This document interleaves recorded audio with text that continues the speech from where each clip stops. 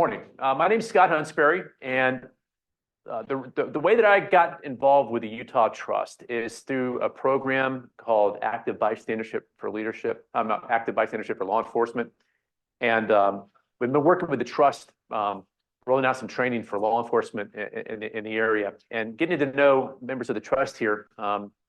They realized that I had a background in some cybersecurity. And they said, one of these days when you're in town, would you mind giving a little bit of a presentation overview of cybersecurity for some of our members? And I said, I'd be happy to. So today is that day.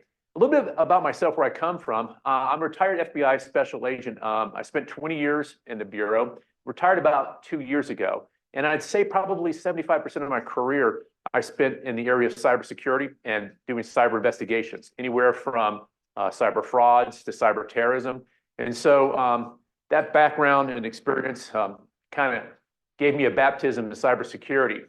Now, oddly enough, for the last couple of years, I haven't done a single thing with cybersecurity. It's nice to get away from it, but still a couple of things kicking around up here that I think are relevant, and I'm going to share those with you today.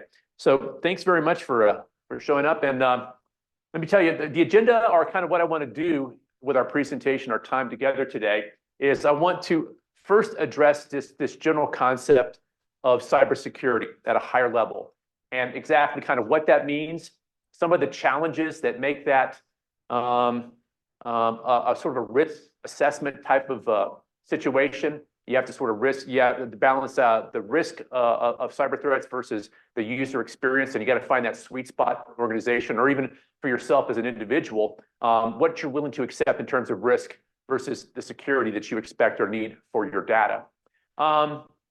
Then after we talk about that for a little bit, I want to go into some cybersecurity threats and issues and suggestions for the individual, right? Just in your own life, we are inseparable from our technology these days. It's just a part of our existence.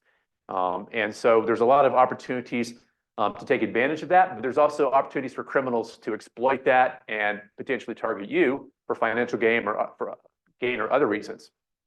And then I would say that's probably going to be the lion's share of the presentation, is focusing on individual cyber threats. But realizing that I'm talking to business owners and folks who work in different businesses, I felt like maybe we would touch on some of the cyber threats that are specific to organizations or to businesses, and we'll talk a little bit about that at the end. I'm open for questions along the way, and so please, if you have those, let's make this interactive. I'm happy to address that. And with no further ado, we'll jump right in. So, as I said, I wanted to set the stage first by kind of describing what the real problem is with cybersecurity. And in many ways, I like to talk about this cybersecurity model. It's not new. It's been around for a while, but it hasn't become any less relevant, because it really does help folks understand really what's going on when you talk about cybersecurity. And so this is sometimes referred to as the CIA cybersecurity triangle, but the CIA is not for the Central Intelligence Agency. It stands for confidentiality, availability, and integrity. And if you work in cybersecurity and your job is to secure either data or hardware or networks, pretty much everything that you're doing in that role, in one way or another, is looking at one or more of these factors and having to make an assessment of how secure or how much security do I want to put into each one of these areas versus how easy do I want it to make it to use the data that I'm trying to protect, because it is kind of a balancing act. There has to be a give and take here. So when we talked about confidentiality, what we're really saying is our data, the stuff that matters to us, those ones and zeros, when you put them together, it means something. And it could either be proprietary information, it could be your home, your photos, it could be your music, any of this content, right? That data, all right? You want to look at it from a confidentiality standpoint to begin with. And the question you have to ask is, do I want anyone to be able to have access to this data, or do I want to restrict that data to only selected people, right? Well, option A is like, I don't care. There's nothing confidential about the data. So in cases like that, you don't have to worry about protecting the data in terms of people seeing it. It doesn't matter if people see it. In fact, I want people to see it. So I'm not really concerned about the confidentiality. In other words, if I have a marketing material and the more people that see my marketing materials out there, the more business I generate, well, confidentiality for a document or data like that doesn't really matter. Okay. Also, you want to balance the idea of availability, right? So not only am I concerned with who can see it, but how easily accessible is that data? Do I want to make it accessible by physical constraints, like you can only see the data if you literally sit in a room with a computer? Do I want to make it available over the internet or within an internal network or intranet? And so that's another consideration, protecting that availability, ensuring that the people that need it have access to it where they are and whenever they need it. And then last but not least, we looking at data from an integrity standpoint, right? So if I work on my Microsoft document today at the office and I hit save and I go home and I come back tomorrow and I want to pick up where I left off, I make some assumptions as a user, right? That's the exact same document that I left at 5 o'clock when I went home. It's the same. Nothing has changed about it. And those are some assumptions we make because generally speaking, there's integrity within our information systems, right? But that's not necessarily a given. Think about financial documents or contracts or deeds or other electronic documents that really have real world financial impact if you change a 1 to a 0 or add an extra 0 to a dollar amount or take away or add digital signatures on a document, right? So that is another area that we talk about in terms of all those things come together and they overlap sort of like a Venn diagram, and you sort of move that dot around the Venn diagram as to where am I willing to put my resources and effort to protect the data that's important to me and my organization. All right, so as I said, confidentiality focuses on ensuring that sensitive data remains accessible only to authorized individuals or entities. So what do you think? What's a common technique that we might use? You do it every single day to help protect confidentiality of your data. Yeah, as simple as a password. It's not the only solution, it's a solution, but at least you're saying, look, if you say you want to see this data, at least prove to me that you are who you say you are. Tell me the password, and then at least I have some reasonable assurances that, okay, you know the password, you should probably have access to the data. We'll talk as the day goes on. That may be a bad assumption, right? Integrity ensures that the data remains accurate, reliable, and unaltered throughout its life cycle. Anybody have a stab at like a technique that we might use? And you probably have used this, maybe not daily, but on a regular basis. Anybody applied for a mortgage in the last 2 or 3 years? Filled out digital forms? What does it have you do? You would do a digital signature, right? Now, again, that's not an end-all be-all, but what you're doing is you're authenticating that document and you're basically taking a digital snapshot that your signature is now integrated into that document, and you can't change your signature without altering the document. And so as long as you know the integrity of that document hasn't changed, you realize that that is a valid signature, it's your signature, right? So now you don't have to fill out a bunch of paper forms when you're doing mortgage applications, all online, because it's just as reliable, if not more, than paper. Availability. And this is basically just saying, I want the data to be available to whoever needs it, whenever they need it, wherever they are, with some caveats there. But a breach in any one of those areas can lend itself to data loss. It opens basically the door for all kinds of cybercrime in one of these 3 areas. So when you have a failure, right?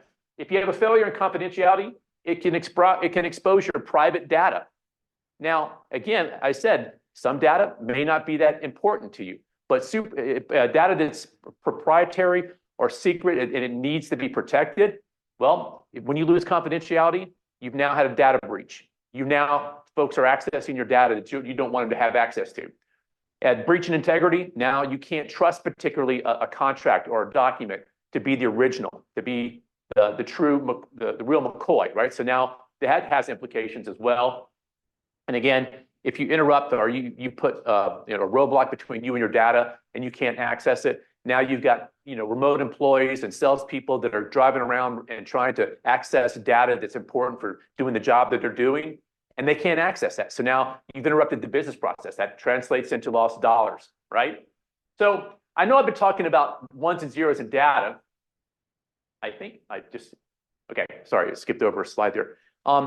If it helps, maybe think about this triangle in terms of comparing it to our everyday experience at an ATM, because they are very similar. So if you think of data, those ones and zeros, if you kind of think of them as the dollar bills in your wallet or in your bank account, it might make a little bit more sense as to what we're talking about. But when you go to an ATM, right, you still have they have confidentiality requirements in place there. What do you do is the first thing when you get to that ATM? It wants a PIN, right? So it's basically saying no one can, you can't just walk up and say, my name is Joe Smith, please give me $20, right? It wants you to prove somehow that you are Joe Smith. It's the PIN, right? So an ATM protects your money using factors of confidentiality. Let me ask you this: when you go to the bank account or to the ATM and you log on with your PIN and it pulls up your balance, you trust that that's an accurate reflection of your balance, right? And there's measures the banking industry does to ensure that when you deposit, but more importantly, when I deposit my paycheck and I put a couple $1,000s in that ATM, I want it to accurately reflect that that is a transaction that's occurred, and now my balance is going to reflect that as well. Can you imagine if you didn't have that trust that that was what was going to happen? So the bank is very keen on making sure that the paper trail, you get a receipt, right? There's all sorts of checks internally to make sure that when you put that money in, it's going to reflect in your account. And last but not least, the idea of availability of ATMs. They're everywhere, right? Think back, I can see some contemporaries in the room. Before there were ATMs, you had to find a bank. And if it wasn't banking hours, you had to wait till tomorrow, right? And now you can literally access your funds anywhere you can in a gas station, right, where there's an ATM. So balancing those things is really what cybersecurity is all about. And it comes down to this. There's a need. Cybersecurity folks who work in this area, the need is this. I want to have a robust cybersecurity measures that will protect the sensitive data on my systems. That's my goal, right? So whatever that framework that you in your organization develop, the bottom line is I want to protect my network and I want to protect my data. The problem that we run into is that when you go to the extreme, if you lock systems down so difficult that it's hard for people to even access or log on because they have to have 8 different passwords, if you make availability so constrained that they can only access it at certain times within the office, right? They have to literally drive to your office and sit down at a corporate computer to access it. That makes it more difficult, right? You can ensure that you're being secure, but now you get in the way of the user experience, and it's no longer really helping, right? If I can't access this from the field from my remote connection on my phone in my car, then my business is slowing down. So that's the rub for IT security folks is I got to secure my data, but people got to be able to use it to do whatever job it is, either in your personal life or in your professional life effectively. So the risk that we talked about in those different areas, they can compromise the integrity and the security of your networks and your data. And those threats, they typically come from 2 different areas. We're going to talk about both. The first one are the people, the software, the fleshware, sometimes people call, right? The people at the other end of the computer, either hitting the keyboard or playing with a smartphone. Quite frankly, that's the greatest threat to cybersecurity are the people that actually are using the hardware and accessing the systems. And it taps into a couple things that we'll discuss today, but the fact that human beings, our emotions can be manipulated by other people. We'll talk about social engineering, that people can manipulate you through either anger or sympathy or all these built-in human emotions to access the data that you want protected. That's a vulnerability. Also, people are people. We make mistakes, whether it's I saved the document in the wrong location or I published it online and now it's available to the whole world, or mistakes at the level of network configuration. There's a lot that goes into securing a network, securing a web server, and the configuration files it's very difficult to read. It's like reading Chinese or something like that if you don't know it, right? And if you make one mistake in a configuration file, you might have created a vulnerability in your system. So people make mistakes, even folks with years and years of training. A simple mistake could be exploited by someone who's interested in getting a hold of your data. And last but not least, there are humans who have intent. We talk about things like espionage and insider threats, right? So if someone is intent on causing problems for you or stealing your data, especially folks that have legitimate access, authorized access, they represent a significant threat. And I can recall a number of investigations I did as an FBI agent where the real problem wasn't that there was some sort of really super high-tech, hacker that was, trying to access a system to break in and steal data. It was either folks that made mistakes or folks that had an intent to, from the inside, to either destroy or the data or steal it for themselves and sell it. So people, in my mind, represent kind of the weakest link for cybersecurity. Now, what do we do? And again, mitigation. So what I want to do is see a common flow here today. You'll probably hear a lot of common themes because when you boil cybersecurity down, the techniques really aren't that, there aren't that many different cybersecurity techniques. You'll see they touch on many of the different threats, have the same preventative measures and the same fixes, right? But in this case, how do we address the fact that human beings are on the other end of the computer and creating all kinds of problems when they make mistakes or they have bad intent? Well, things like awareness programs, things like we're doing today. Like you're simply being here and doing my job, right? You're going to learn a couple things and you're going to take that back to your personal life or your professional life, and it's going to make you a more savvy computer user. So being exposed to information like this is helpful, right? Having actual policies and procedures in place and people understand them. And now we're talking more at the organizational level, more than the personal level, but making sure that everybody that has access truly understands not only what is expected of them, but also what the implications or the ramifications of making mistakes actually look like, right? So when people understand, when you tell somebody, don't do this thing, they might listen to you and they might not do it. But if you help them by understanding, look, if you do this thing, understand these are all the things that could occur as a result. When people understand the outcome and consequences, you're more likely to get buy-in from a policy and procedure standpoint organizationally. And good security practices. And I say that really, when I'm talking to a group like this, I always say, look, there's formal and informal leaders within organizations, but folks that are in those roles, not just telling people to follow cybersecurity policies, but actually following themselves and setting an example. Because if you tell everybody that you can't work remotely from home because it's a security threat, but everybody in the C-suite has a VPN in their and they can sit at their desk at home and do the job, you're kind of sending two different messages there, right? So lead by example, and understand that people are going to follow security when they see the folks that they report to doing the same thing, not just sort of treating it as a, well, we'll worry about that later type situation. All right, so those are the people that present threats, but also, obviously, there are technical threats. Usually, they kind of overlap. The people are using the technology. From a technology standpoint, computers, software, firmware, hardware, all these things that make up our networks and our applications and our data, they're made by people, right? And because of that, there's almost always vulnerabilities or mistakes. When you think about an average application that you run on your smartphone or your home, has maybe hundreds of thousands of lines of code that make that program work the way it does. All it takes is a mistake somewhere deep in that code that no one caught, that doesn't seem very apparent, but when a hacker or somebody figures out, wait a minute, I think I can exploit that and maybe do something because that's a mistake in the code, that vulnerability opens up all sorts of doors. So those vulnerabilities can be in the code. They can also be vulnerabilities in our security procedures.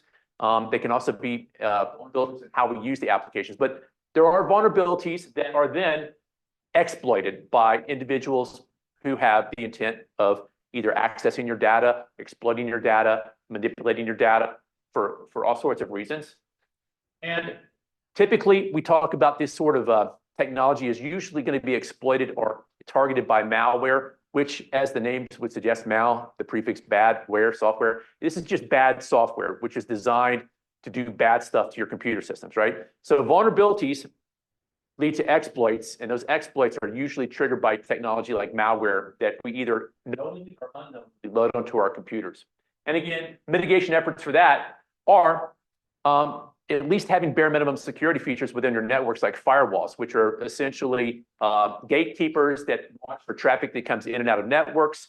They're not perfect, they can be exploited, but they are, it's that due diligence of at least we know that we're watching certain information traveling across our networks, and we're looking for certain signatures, certain behavior patterns that are indicative of bad things happening on our network. So firewalls that kind of say who can come in and who can go out, as well as AI increasingly being able to understand and analyze network traffic and look for the characteristics of what, for example, it's not a simplistic example might be AI software that runs on your network, and it realizes that somebody is using a computer at 2 a.m. in your office, and they're exporting, a terabyte of information over 3 hours in the middle of the night.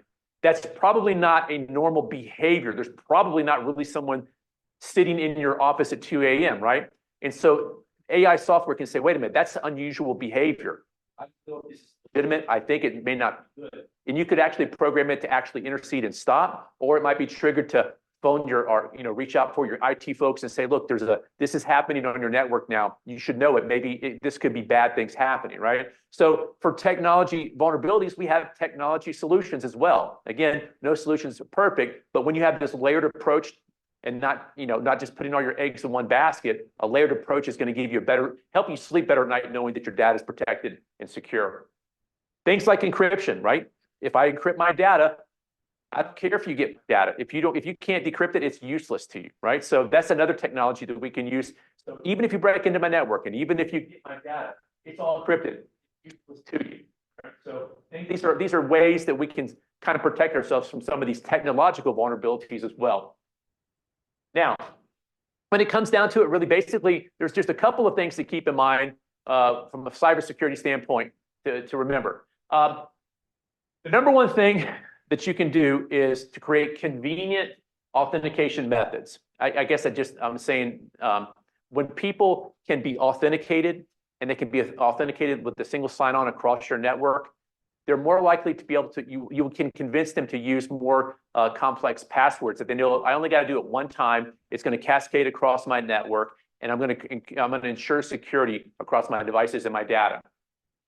Education and training, things like this are actually people going to classes where they learn specific security protocols and how to be more careful with their data. So education and training not only about the threats that exist out there, but also what people can do as end users to avoid some of those pitfalls.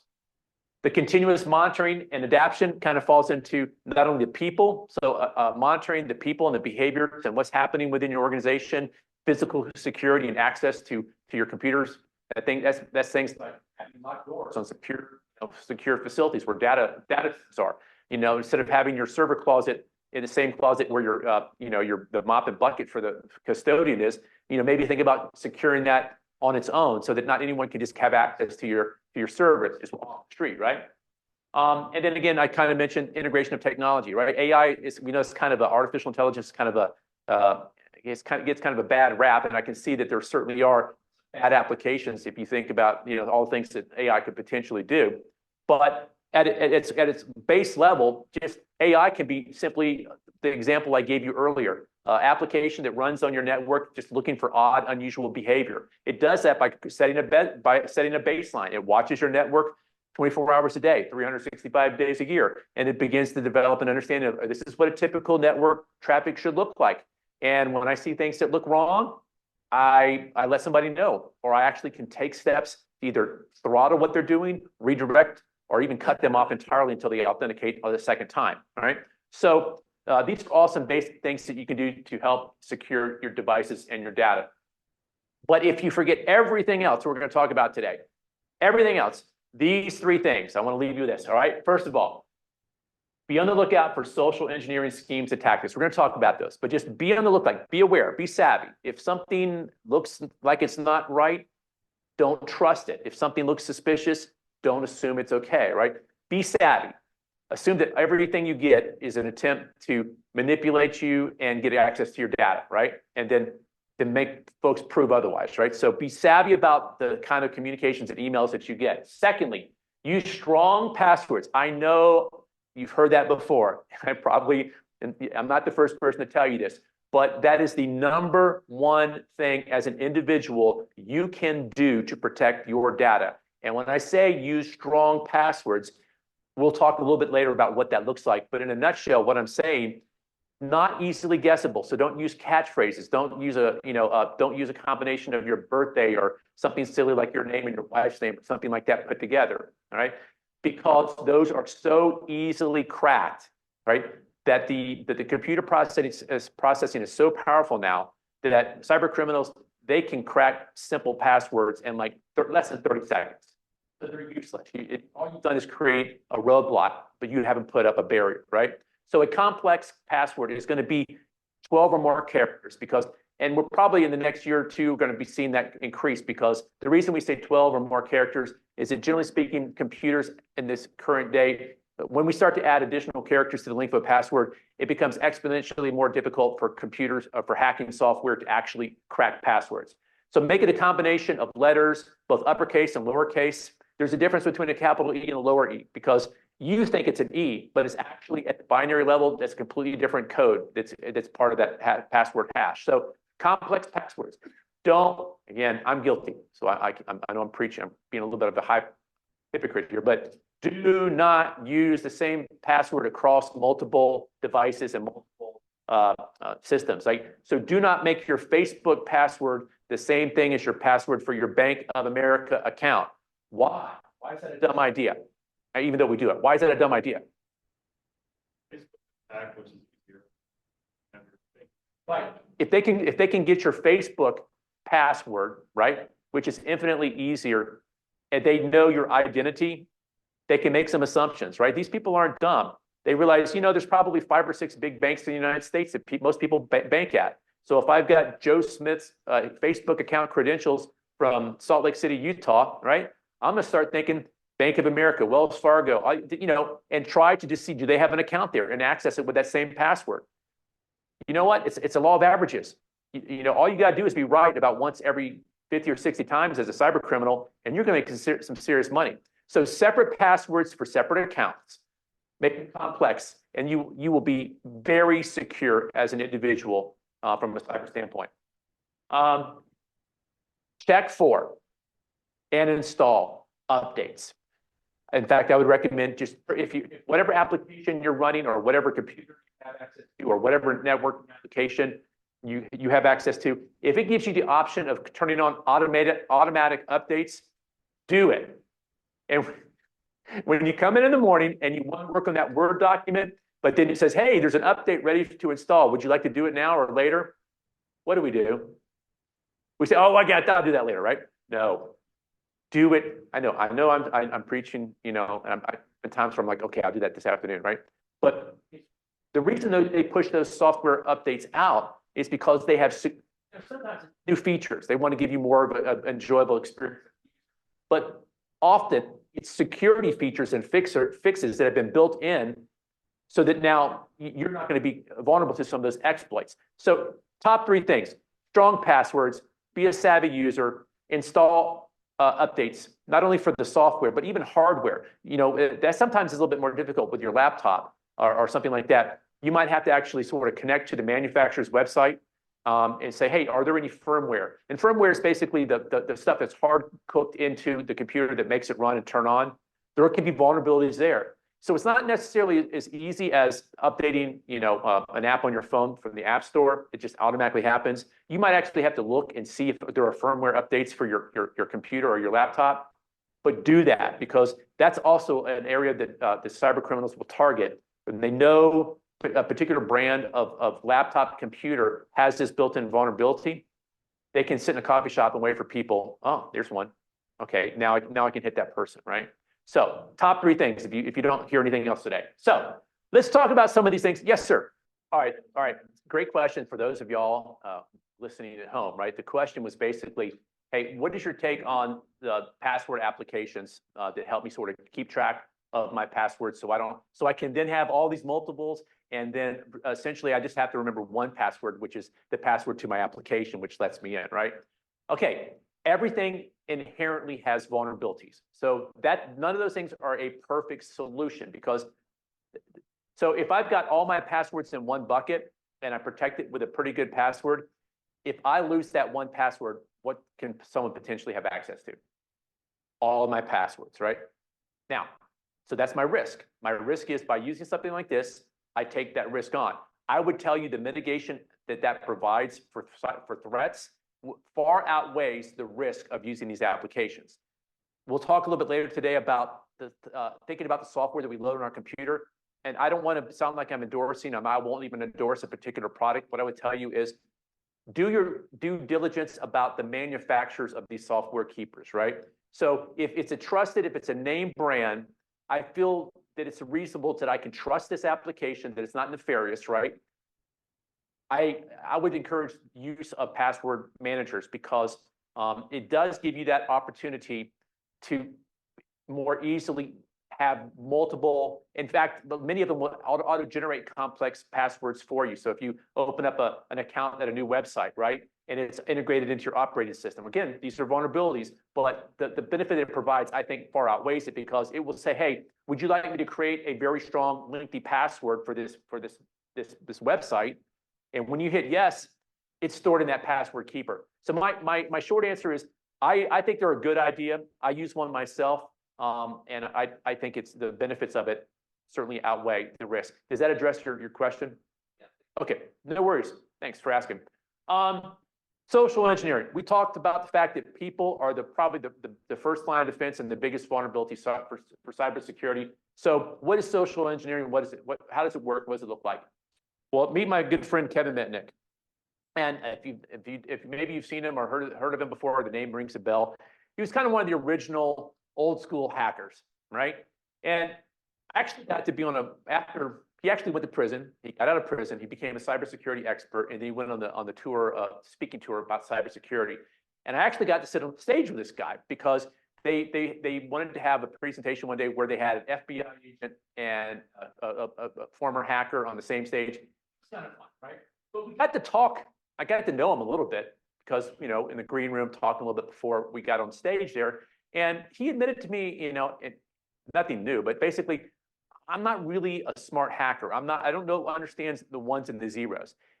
What Kevin Mitnick was really good at was getting people to give him access to things that he shouldn't have access to. I don't care, like his quote up here says, you can spend millions of dollars on hardware security, software security, policies and procedures, training your employees, right?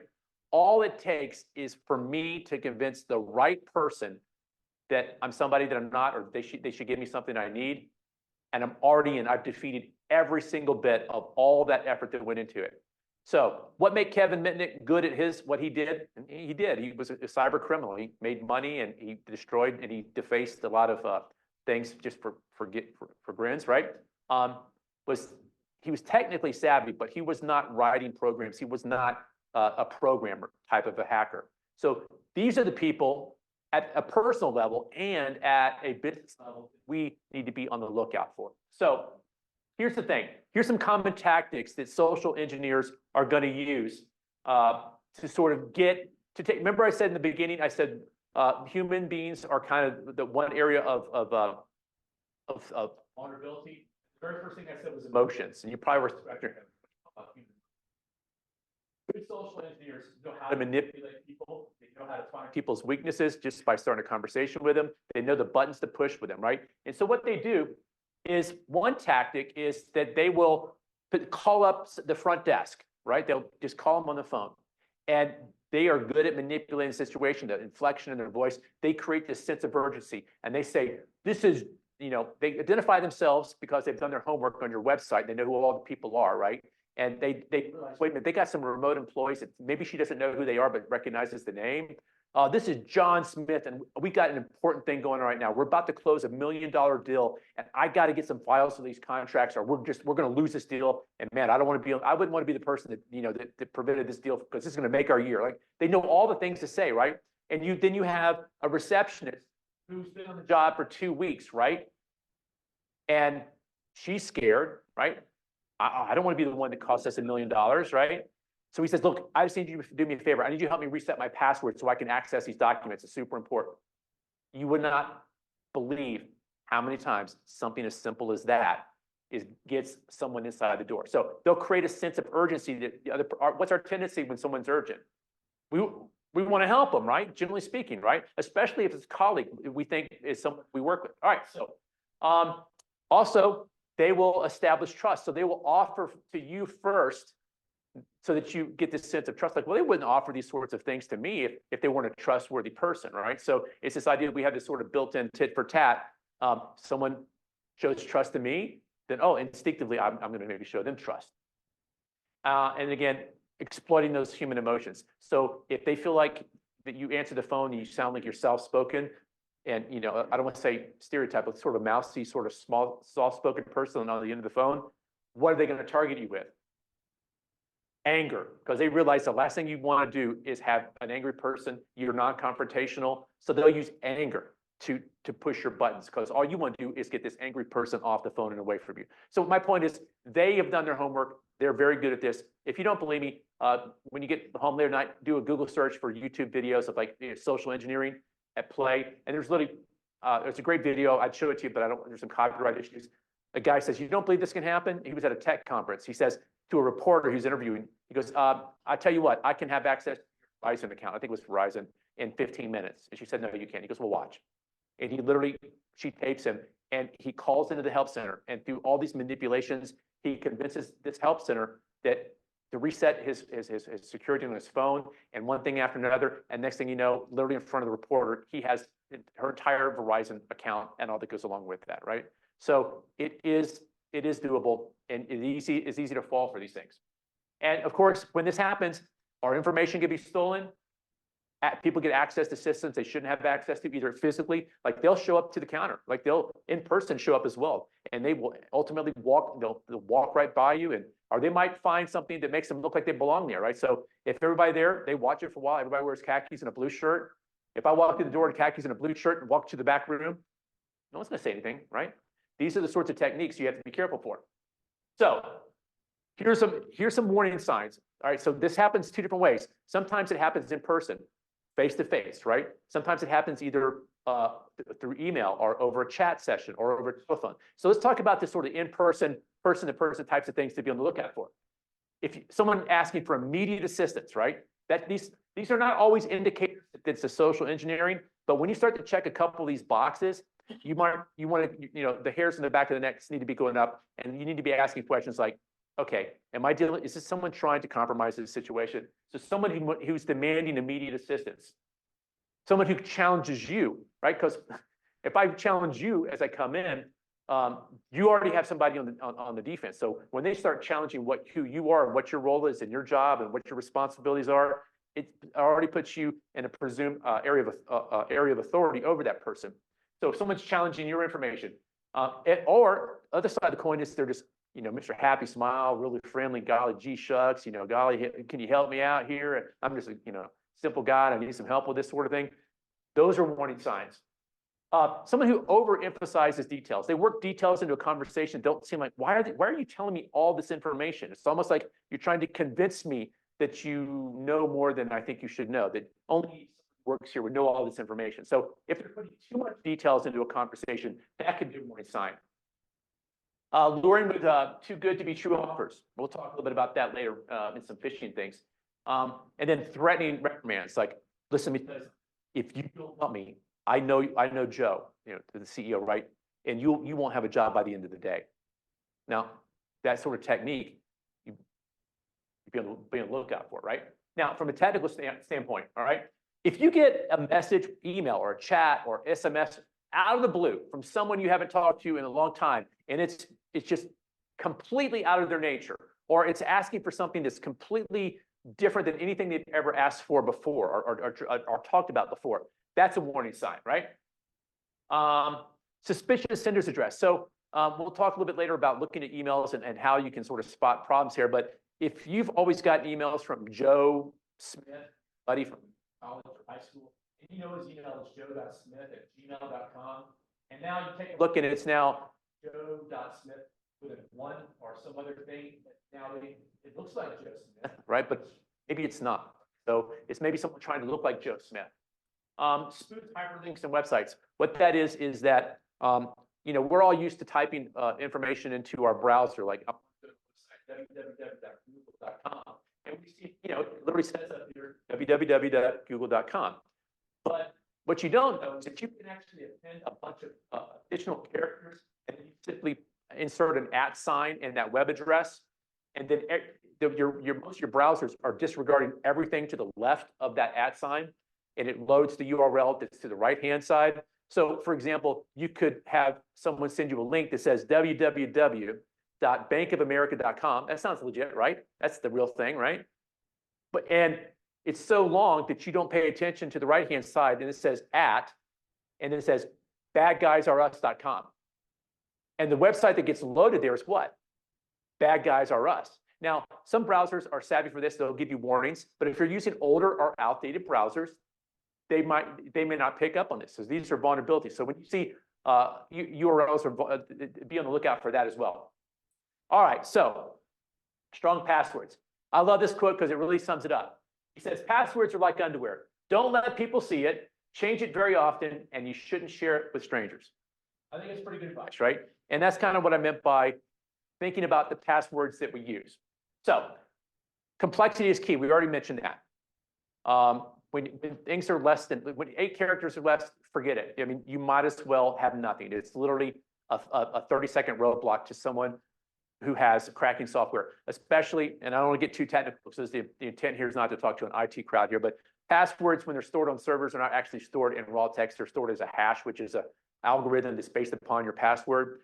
And sometimes when a data breach occurs, a hacker, and you've heard these in the news come up before, they'll literally get access to hundreds of thousands of user hashes, right? Well, by themselves, they don't mean much because they're still kind of hashed out, and they're basically a kind of encryption. But when you run that software program against these 100,000 or so hashes, all you do is start popping 1 or 2 of them with weak passwords, right, that have been repeated or common across, people have used around the world, like I love my cat or something like that, right? Then you chip away and you then can begin uncoding all these other hash values, which you reverse engineer back to passwords. So I know it was a very complicated way of saying that a insecure password is really, or a short password is of really very little use for someone who's intent on cracking the system that you have an account on. The length matters because the longer you make it, the more computer processing power it actually needs, because it basically is doing every possible permutation. And when you add an additional digit, you've exponentially made it more and more difficult to guess and crack. So the longer, the better. Avoid personal information, right? I know it's tempting, to put, something, Bob loves Susie, 87. That's the year you got married, right? Well, that's BOBLOBESSUZ. All right, it's over 12, so we're good, right? Well, it's got to be a combination of length as well as complexity, because if it's common words that are strung together, cat, dog, bird, or something like that, that's another technique that cracking software uses. First thing it does is try to use known patterns against passwords to crack them. So make them complex. As I said before, unique for every account. So if you lose one, you're not losing all of your others. Also, again, passphrases can be effective, right? So an example is a nice combination of uppercase, lowercase, numbers, and unique characters, right? And this is kind of something simple to use, but I wouldn't use this exact one because we use it in the industry as an example. So it's going to be on one of the crackers' tables, right? They're looking for this sort of thing. But this gives you this complex, but it's not hard for me to remember. Coffee before work, right? Well, that's easy to remember, right? But I've got an exclamation, I've got an ampersand in there, I've got lowercase and uppercase. So that's another way to come up with passwords. And regularly change them. All right, I'm guilty as well, right? The other day, I was updating or creating a new account, and I was, being lazy because it was an account I really didn't care about. So it kind of went into that whole confidentiality area. Like, I don't really care if anybody gets this data. So if I reuse a password, I don't really care, But my iPhone pops up and says, hey, data breach has found that this password's already been out there in the wild. You sure you want to use it? I don't care, whatever, because it was some ridiculous little chat form or something like that. It wasn't banking. But when you get those little prompts that change or update your passwords, if you want to be secure, do it. But the reason that your iPhone, Samsung, or somewhere else is telling you that this is a known password that's been compromised, right, is because they have data security folks that are out there on the dark web and working to collect basically known caches of cracked passwords. And when your information shows up in there, it basically says back to you, hey, this password is than a set of known passwords that have been cracked. You might want to do something different. And that's why it's saying change your password.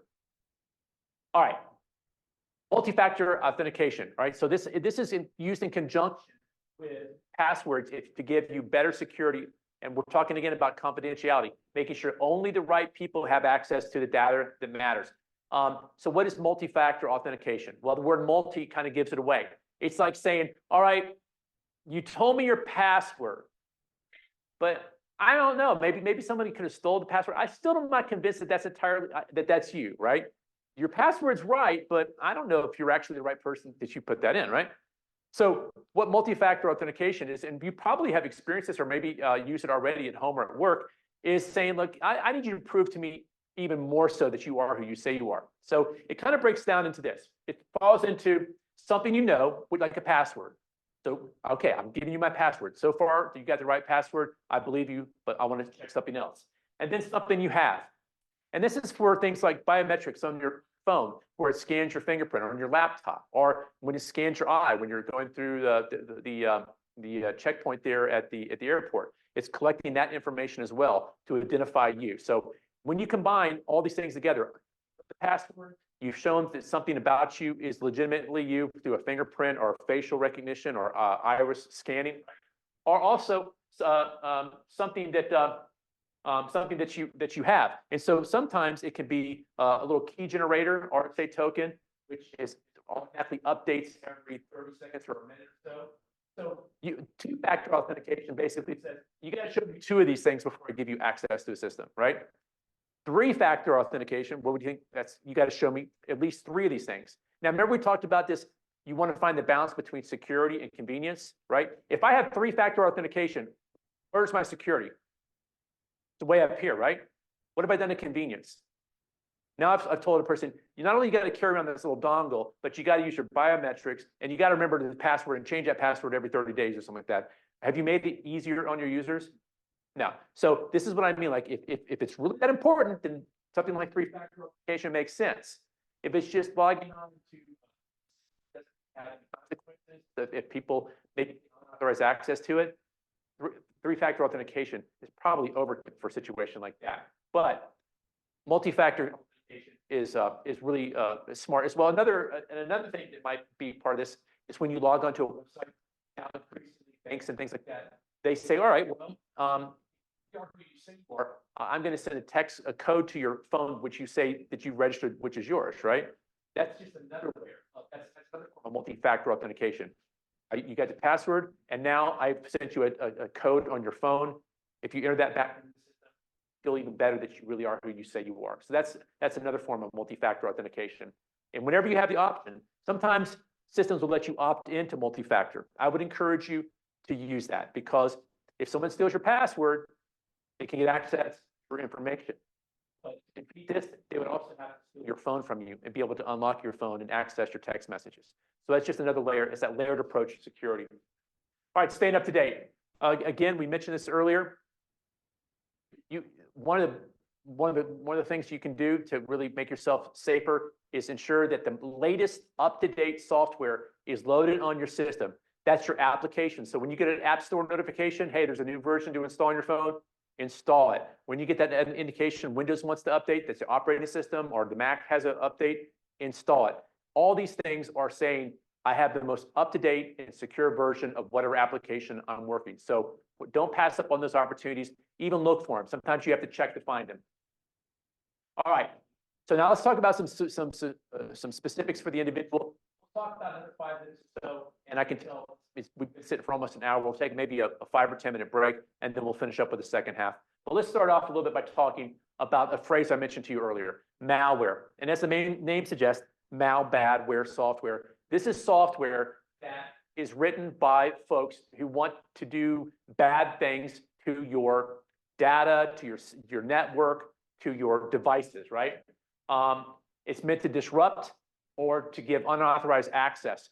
Also, the nefarious purposes behind malware. And you've probably heard terms like these before, but generally speaking, we're talking about viruses and worms. A worm is basically a piece of software that propagates itself. And so once it gets on a network, on a connected device, it replicates itself and it spreads throughout the network. So if you remember back in the day, one of the earlier ones, and that was the I love you, but they called it a virus, but it was actually a worm, because all it did was when you got an email that came into your system, it spread that throughout your network. And then it basically shut down the mail service because we're getting so much internal bandwidth, it literally couldn't handle all the emails that were being generated because of this piece of malware.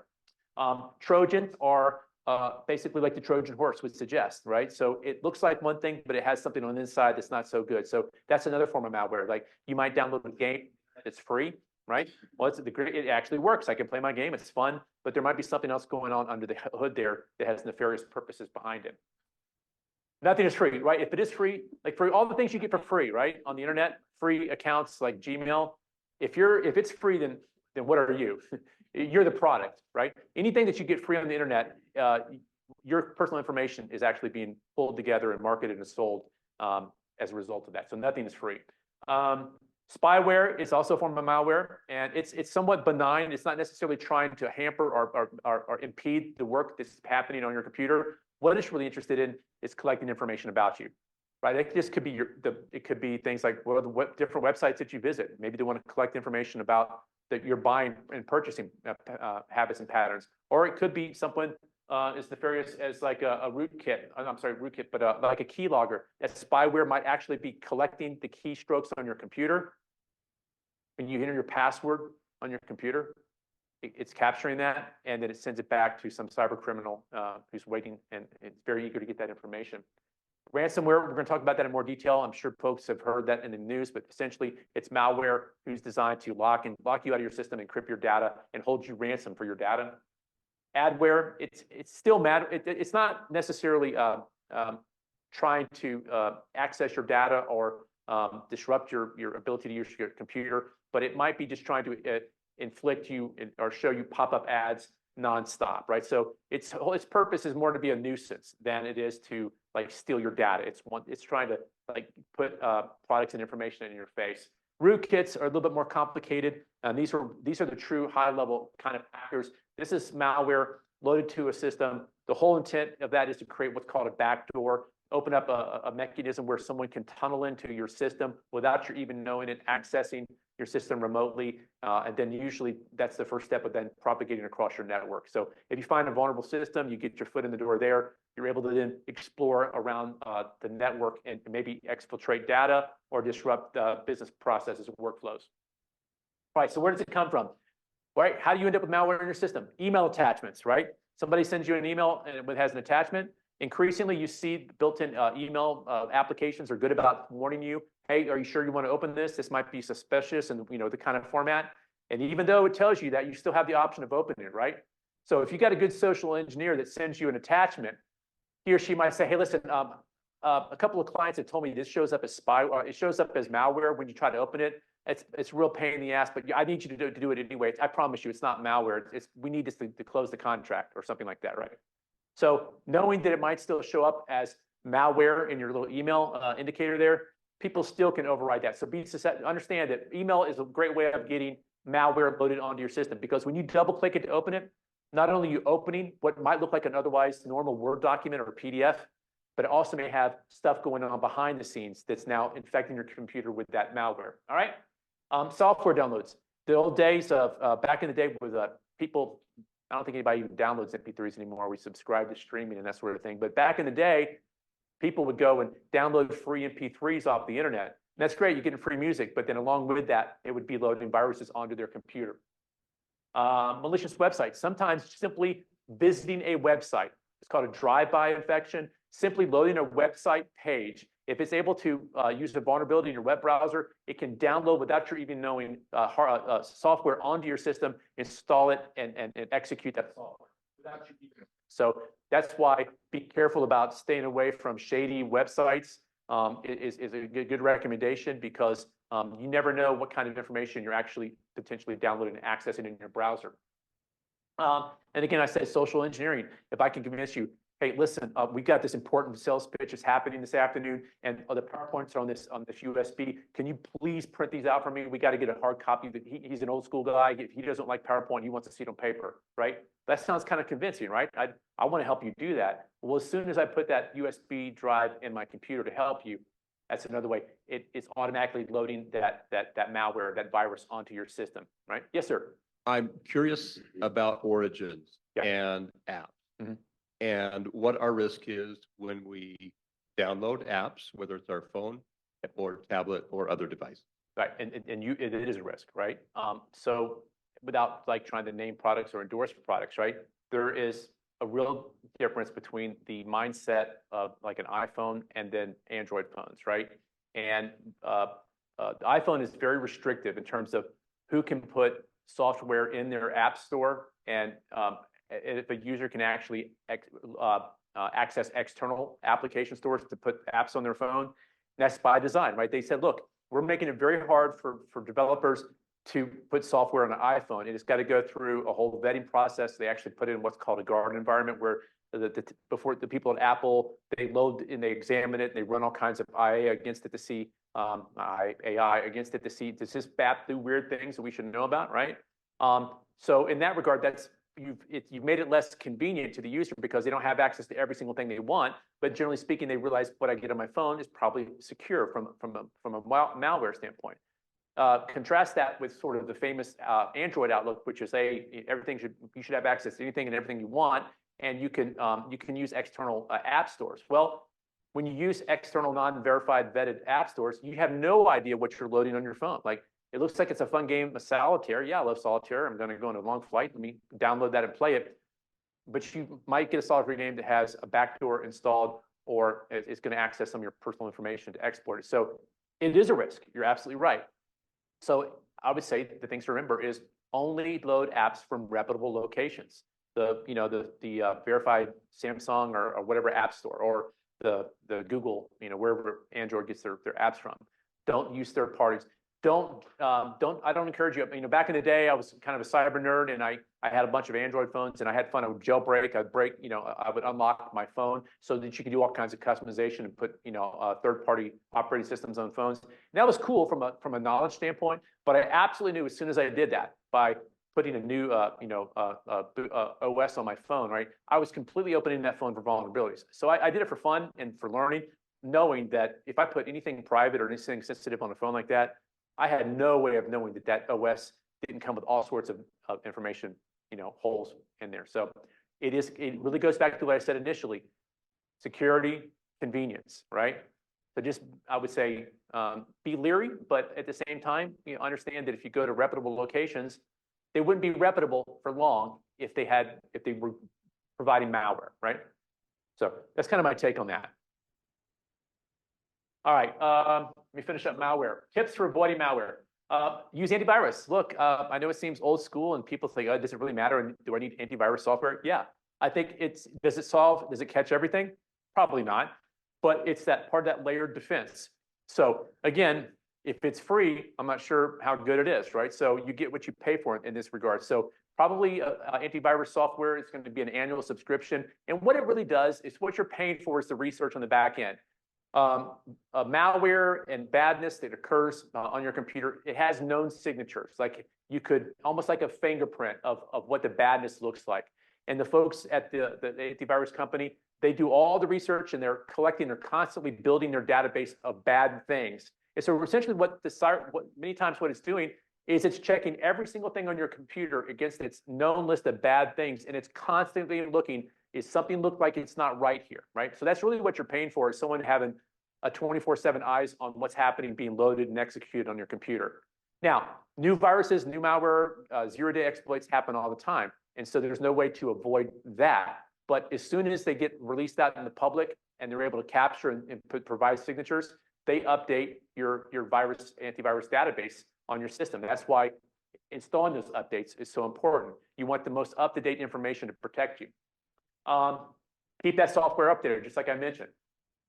Exercise caution with email. I mean, again, I know that I sound like a broken record. I'm saying some of the same things, but these very simple things can avoid many of the problems that we encounter from a cybersecurity standpoint. And we'll talk a little bit later about secure browsing habits, but in a nutshell, it's, I would say, go to trusted sites, right? Don't go to, if you're doing any sort of transaction, financial transaction or secure type of transaction with information, make sure that it is in the browser. It says HTTPS. It's a secure connection, and essentially that's using a little bit of encryption between your browser and the web server, right? So secure connections with web browsing are going to prevent some of the data exploits that some hackers are going to want to use. All right, I know that seemed like a short 5 minutes. I think it was 5 minutes, but feel free to grab a drink or do whatever you need to do in person. Mike, you indicated that there was a question online that came in. We didn't see. So what was the question online? Yeah. Our question online revolves around socially engineering, and Sure. the question is, how can I have confidence that notices of needed software updates are legitimate and not socially engineering me to click a fake update link? That's a great question, and I don't really have a firm answer for you because everything inherently is a risk, right? But I would say that if the risk is coming from your operating system, so Windows, I mean the two main players today are going to be your Mac OS and Windows, right? And you're going to want to trust those messages from your operating system because the developers go to great lengths to ensure that those are secure. Does that mean they're perfect? No. And there are vulnerabilities? Absolutely, right? But I would say trusting things like the App Store, trusting things like Windows or the Mac OS, I would feel very confident in that, right? But when you just get arbitrary if you're visiting a website, right, and you get a pop-up window that says your system needs to be updated, click here to update that, that's something that's being generated within the web browser. That's not coming from your operating system or from the app store that you use on your phone or on your tablet. So that is, I've seen those before. It may say, it might even say Windows has detected 3 vulnerabilities that need immediate update on your system. Click here to update, right? Well, I was using a Mac computer. So you go figure that out, right? So they don't have to catch everybody. They just need to catch the people that are willing to click on that button. So understand, it comes to educate yourself. What does your operating system look like when it tells you there's an update, right? And if you're getting some weird notification in an area you've never seen it before, I'm visiting a website, and why would the website be telling me that I need to update my OS, right? It comes into being, educating. So you want to get those updates installed, but if the information is coming from less than known locations, I would verify it, double check, maybe Google, hey, is this something that other people have seen, right? So educating yourself and just taking those extra steps would be my answer to that. But yes, social engineers, they have all kinds of ways around that, right? All right, so phishing. This is another very common tactic that you probably receive phishing emails on your personal email, even maybe your work email on a regular basis. Probably less are coming across your corporate because more and more organizations subscribe to services that basically filter their email. They look for known phishing scams, indications of phishing emails. But these are things that creep through even on your work devices. So what is phishing? Well, it's basically an email that's designed to get you to do something that you wouldn't otherwise normally do. It's a type of social engineering that's packaged into an email message, right? So not all phishing is created equal, right? So generally speaking, the most broad is just basic phishing. And that's where a criminal gets access to a big database of email addresses that people have sold or skimmed off of websites. It literally might have 100,000, 500,000 email addresses that have just been collected through different mechanisms, right? And they send out just a blanket email. It might seem like it's coming from let's just use Bank of America. Hey, this is Bank of America. Just want to let you know that there's been a fraud, detected on your account, and you need to contact us to, clear this up. Now, some percentage of the people that receive that email are going to be Bank of America customers. And so they're automatically saying to themselves, oh, wait a minute, I'm a Bank of America customer.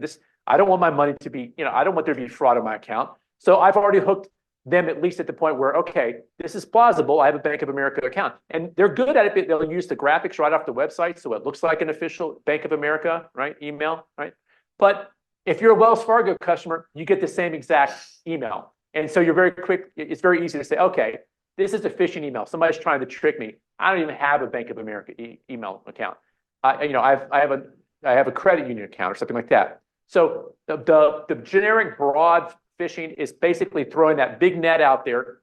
And if I may not get all the fish, but if I get 2 or 3 fish in my big net, I'm going to consider it a win. So the idea is that I'm going to find somebody who has a Bank of America account. I'm going to trigger fear in them because I said there's been fraud detected in your account. I'm going to give them a button to push that will connect them with, a chat, feature or a telephone number to call, right? Could I just go back to my Bank of America website that I trust and get the number off of there? Yeah, they're not going to be the same number. So when you call this number, you're calling a call center in another country probably whose whole business model is taking these calls, convincing you now that they have you on the phone that they are who you say that you are, you and they are Bank of America, and they'll talk you into verifying your account by giving them personal information. Well, now they're going to use that to now legitimately access your account and potentially transfer funds out of your account. So that's the general idea of how a phishing email works. It's broad. If I send it to 1,000 people and I just get one person, hey, I got 10 grand from that person. That was a good day's work, right? So that's how phishing works. Spear phishing is a little different, right? It's the idea of I'm not throwing this big net out. I'm actually kind of being more selective, right? I'm only trying to catch tuna, not every fish, right?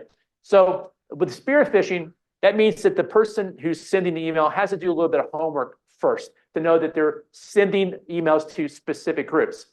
And you might find that spear phishing works in a corporate environment, especially if they want to target company XYZ, right? And they do a little research on XYZ's website, and they see pretty much every email they see listed as contact follows a specific format, first initial, last name at xyz.com.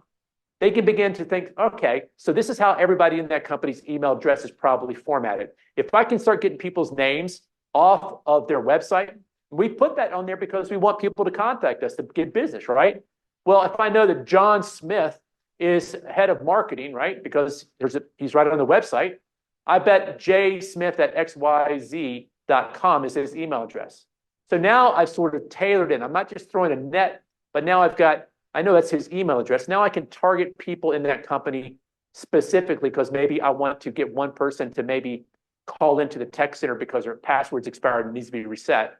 And I might even get a sample of what one of their emails looks like from somebody so I can make mine look just like that, right? So that's what spear phishing is. I've gone from using a net to being more precise. Whaling is even more precise. That's where you find like C-level people within an organization, the president, the CEO, and you tailor a very specific socially engineered, crafted email message to that person with the intent of tricking them into doing something that they wouldn't otherwise do, either giving information, clicking a link to download software, calling a telephone number. But they're becoming more and more tricky with the way they do phishing emails. Phishing, right? Have you gotten the voicemail on your cell phone? The cell phone providers have been better about kind of filtering those out. But for a while there, I was getting emails or voicemails left on my cell phone that made it sound like a organization, a credit union. A Navy Federal Credit Union was trying to get in contact with me. Well, I don't have a Navy Federal Credit Union account, so I knew it was a scam. But it sounded pretty legitimate, like, hey, we're reaching out for you. We've detected fraud on your account, and we want to make sure that we're always concerned about your safety and blah, blah, blah. So please contact us so we can rectify this situation. Well, someone's going to call that number. Smishing, I get them on text message. I do get those now, right? In fact, I got one the other day, and hey, this is your Best Buy credit card has got an unusual charge on it. Well, again, I don't have a Best Buy credit card, so I knew it was fake. But again, it looks legitimate because I also have a Citibank credit card, and they do send me alerts, right? And I do get them from Apple Card as well. So it's not getting something on an SMS is unusual. Like, okay, I get this. I do get these when I'm traveling and I get a weird charge on my account and wants to verify, hey, are you really in Los Angeles today? I have to sort of verify, yeah, that's a legitimate charge on my card. So the idea of these organizations using your SMS to communicate and verify with you, that's something they do. So the criminals just say like, well, we can pretend that we're doing that as well. And then pretexting is basically, I don't want to get into that too much, but essentially it's convincing you to do something by setting up an urgent need for you to actually take some action. And phishing techniques that they use, you can spot or be on the lookout for. Emails impersonating trusted organizations, right? So if the email, if it says customer support at bankofamerica.com, but the O and the I in Bank of America, right, is actually the number 1, right? And if you're not really looking at that email address, it looks like a legitimate email. You know, customer support at bankofamerica.com. If you're not paying attention, you would easily trust it and respond to that. So be careful of what email addresses look like. Bank account notifications, tax refund or government rebate scams. That's another common phishing scheme is, hey, there's this rebate or this class action settlement and you got $1 million waiting for you in this class action suit, but you need to contact us right away before the time runs out on your claim. Shipping and delivery notifications. Anybody get those? Your FedEx package has been delayed. You need to click here to have it delivered. We all live by Amazon, right? Everything we get, we get it shipped to us. So when we see that, it's not unusual. Like, oh, that must have been that thing I ordered the other day. I better make sure it gets here on time. It's a Christmas present, so I want to make sure it gets here. Urgent requests for donations or aid. This happens all the time after huge disasters happen. After this, the big example of this was back at the Christmas tsunami in Japan a couple years ago. The criminals used that to pretend like they were the Red Cross, Red Crescent, all these aid organizations saying, because everybody felt like, again, they're tapping into emotion. Holy cow, the devastation I'm watching is horrible. What can I do to help? I can't go to Japan and help. I could give some money. So when you saw these requests, hey, donate now to help people in Japan, right? They were playing on your sympathy and your good nature, right? And it was very effective. A lot of scams were perpetrated. So be careful after natural disasters, big events like that. When you see these things come in, again, verify where these things are coming from. It's okay. It's great to give to charities. Just make sure the charity is not a cyber criminal in Romania. Okay. Work from home or employment opportunities. Well, we found your resume on what's the latest resume site? I don't even know anymore, but Monster. Does Monster still exist? No, Indeed. All right, there you go. All right. We found you're the perfect person for our company, man. We got this great offer for you, and of course it's a scam, right? But this is that whole idea of like playing into your need. Oh, I need a job or I need more money, so I'm going to respond to this. So again, how do you mitigate? Verify sender information. Look, if it seems weird, pick up the phone and call somebody. If you're not sure if it's Bank of America, call Bank of America. Hey, I got an email. I got a text from you guys. And don't make it the number that's in the email. Go to the website, look for customer service. You might have to stay on hold for 4 or 5 minutes or maybe 10 minutes, right? But when you finally get that person, hey, is there something going on with my account? No, sir, your account's fine, right? So verify, right? Don't just trust it. Scrutinize, pay close attention. A lot of times these criminals are savvy. A lot of times they're not. There'll be grammatical mistakes. They'll be very generic sounding. They'll use odd greetings, dear sir or madam, or something that sounds like a greeting that you might see in Britain, but now it's being used in America. We don't talk like that. It seems awkward the way they're crafting this email. Look for grammar mistakes, spelling mistakes. Again, double check URLs that are embedded. In fact, one of the things you probably know, sometimes we forget, if you just, before you click a link, if you just put your mouse over the link, and maybe it says click here, right? That's not a URL. That's just it's a hyperlink, right? But when you put your mouse over the words click here, all of a sudden you see this little thing pops up. It says, bad guy at badguysorus.com, right? Like the URL that's actually behind the link is bad. And you can quickly see that by just hovering your mouse over it and seeing what URL is behind it. Again, using two-factor authentication is going to help prevent some of these phishing attacks. Anyone asking you for personal information, verify who they are, right? I mean, there's plenty of things that are legitimately we give personal information for, but make sure that you're giving it to the right place. Educate yourself and others. So just stay aware, stay up to date with what the latest phishing techniques are. And there's lots of things you can subscribe to, like daily or weekly security digest that you can get in an email. It's not meant to be super technical. It just sort of says, hey, here are the latest things to kind of look out for. You know, the rise in phishing this week from this particular URL or this domain. Things like that can just make you more savvy. And again, use security software at your corporate level. That's something that runs on your email server that automatically recognizes the characteristics, the signatures, the attributes of common phishing, right? But you can even use this on your personal systems as well. Of course, it's a pay-for service, right? But if you really want to put that extra layer in there with your email provider, pay for the service of phishing detecting. Sometimes you actually get those pop-up notifications embedded in your email software. This may be a suspected phishing email. Pay attention to those. All right, I'm going to start to kind of pick up the pace here a little bit with some of these because I know you've maybe heard of a few of these, and I want to make sure I get through as much content. I've already done the math and realized I'm not going to get to all the content that I had planned to talk about today. And when we get to that point, I'm going to say that there's some slides that I was going to cover towards the end of my presentation that talks about specific business or organizational application for cybersecurity.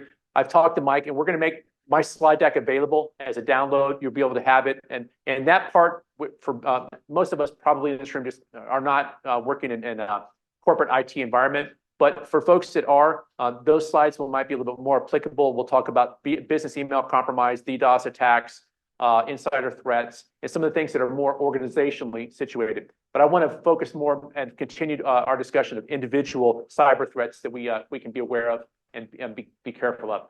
Right. The idea of identity threat is nothing new. We've heard it. It's an ongoing issue. Anybody here been a victim of identity theft? Okay, it is. I haven't personally, knock on wood, but close friends I have, and it is hell. It's being able to undo some of the damage that folks can do with identity theft is very frustrating, and it results usually in a loss of money. But here's what they're looking for: personal information across the board, right? So if thieves can get access to all that information about who you are, where you're born, your mother's maiden name, all that personal information, you realize that information is used to verify us, to do things like open accounts, new bank accounts, right? Apply for credit cards and loans, buy a new car, steal or fabricate new fake tax returns. That's another scam, is people will take your information and they'll submit your tax return in your name before you do. So that when yours goes in, the IRS bounces it back and says, hey, you can't do it twice, buddy. We only pay you once, right? Well, somebody has already used your social, your work information, and they've changed your mailing address or the account where the information where the refund gets sent. So that's another thing that identity thefts can do. Pay for bills or medical bills or buy items with your information. They can establish residency. So sometimes where you live in your address is going to get you access to things. So you got to be able to establish residency in a particular location. They might do that using your information. There's also sort of a new phenomenon that's increasingly happening, and that's sort of a hybrid type of identity theft, where they basically take parts of your information that's accurate and true, just enough of it, but then they commingle it with fabricated information, and they create what's called synthetic IDs. It's a mix of real information and fake information that's just real enough to get you through the door for maybe a loan application, right? So the synthetic IDs are an increasing issue as well. Applying for government benefits in your name, but maybe through the VA or through Social Security. Or they may just simply sell your information on the black market, on the dark web, for folks that will then use it to do all these other things, right? So how is it happening? Again, you're going to see common themes here. Phishing emails are a prime way of stealing information from you. So when you respond to that phishing email, you don't know, you might be giving away information that identity thieves are going to use. That malware that gets infected on your computer because you clicked the game to download it, and now you're having fun playing your game. It may also have a keylogger that's storing and scraping information off your system. And then periodically, every 24 hours, every 36 hours, it sends just the information back, to the mothership with the information that's gleaned off of your computer. So keylogging, that would be a keylogger that's on your machine. Data breaches, that's another way. In other words, so when we trust an organization to protect our data, and it's got lots of our personal information in there, Equifax was a big one, you know, the credit bureau, the hack that happened a few years ago. Man, that was pretty significant because it gave you the keys to the kingdom on a lot of people. You had their social, their work history, all that information you need to build and to apply and use this identity. I'm the victim of that as well. I guess about maybe 7 or 8 years ago. Are we allowed to say it now? Yeah. I think the Chinese hacked into a government website based OPM, Office of Professional Management, and basically got all this information on every federal employee. That was fun. Credit card skimming. All right. This is another way your PII can be pulled and harvested. Have you seen these? Like when you go to pay for gas at a gas station, we're so used to sticking the card in there or touching it onto the screen. Well, they're very crafty. They actually will create a device that sits specially built for that particular gas pump that sits on top of the actual place where you insert your card. And it still works because it still gets read by the machine, but as it gets put into the machine, everything gets read off of your credit card or your bank card. Especially problematic when you use an ATM, when you use the ATM feature at a gas pump, and now they have basically they can recreate your card and they've captured your PIN. So that's another way they can pull it and harvest it. Dumpster diving, it's real. Like the stuff that we throw away, good cyber criminals and good criminals know exactly where to go into the garbage. And when people don't shred their sensitive information, they just carry bags and bags and bags of information. When you throw away mail and credit offers and credit card applications and all the junk mail that comes to us, when you just like throw it in the mail, I don't want it, that can be harvested. So those applications can then be grabbed by somebody else, filled out in your name, and now they're using your information to secure those funds. Wireless sniffing. When you use unsecured Wi-Fi, we all love Wi-Fi, right? We travel, we want access everywhere, and when you use open Wi-Fi, it's great. But if you use an unsecured Wi-Fi where it's not encrypted, where there's someone else who's on that actual website or on a website, someone who's on that same Wi-Fi network can potentially sit there and sniff, which means watch your traffic that goes back and forth between your computer and wherever you're visiting on the internet, and they can intercept it and pull all. So if you've logged into an account in the clear, that means they just got your username and password and the location of the website. So don't use, when you get that little warning that on your phone that pops up, hey, you sure you want to use this Wi-Fi network? It's not a secure network. It's telling you that for a reason. If you choose yes, you might as well just be broadcasting your traffic to everybody that's on that network because it's not encrypted and it's in the open. So that's another way that they can glean information. Lost or stolen possessions and documents. Phones, we lose phones without passwords on them. People get access to them or they get stolen. There's so much information on our phone. That's definitely a vulnerability. And then social media skimming. We're going to talk about that in just a minute. The information we have on social media can be used against us very easily. So what do you watch for? What are early warning signs that you might be the victim of identity theft, right? So if you get regular mail from accounts that you expect every month and all of a sudden it stops coming, that's an indication possibly that someone has accessed that account and changed the mailing address. Now the mail's going someplace else. So if wait a minute, I normally get, I know I pay online, but I almost every month I get a statement from Ford Motor Credit to pay my loan, and now I'm not getting them anymore. What's up with that, right? So that's something to watch for. Conversely, receiving bills for accounts that you never opened. I didn't buy a brand new Dodge. Well, somebody might have in your name, and now you're going to get the bill. All right, that's not an early warning indicator. That is a legitimate indicator. There's problems, right? When you're getting bills for things you haven't bought, but you haven't purchased. Unexplained things in your credit. I would say pull your credit as often as you can. I think the law is you get a free credit report every year.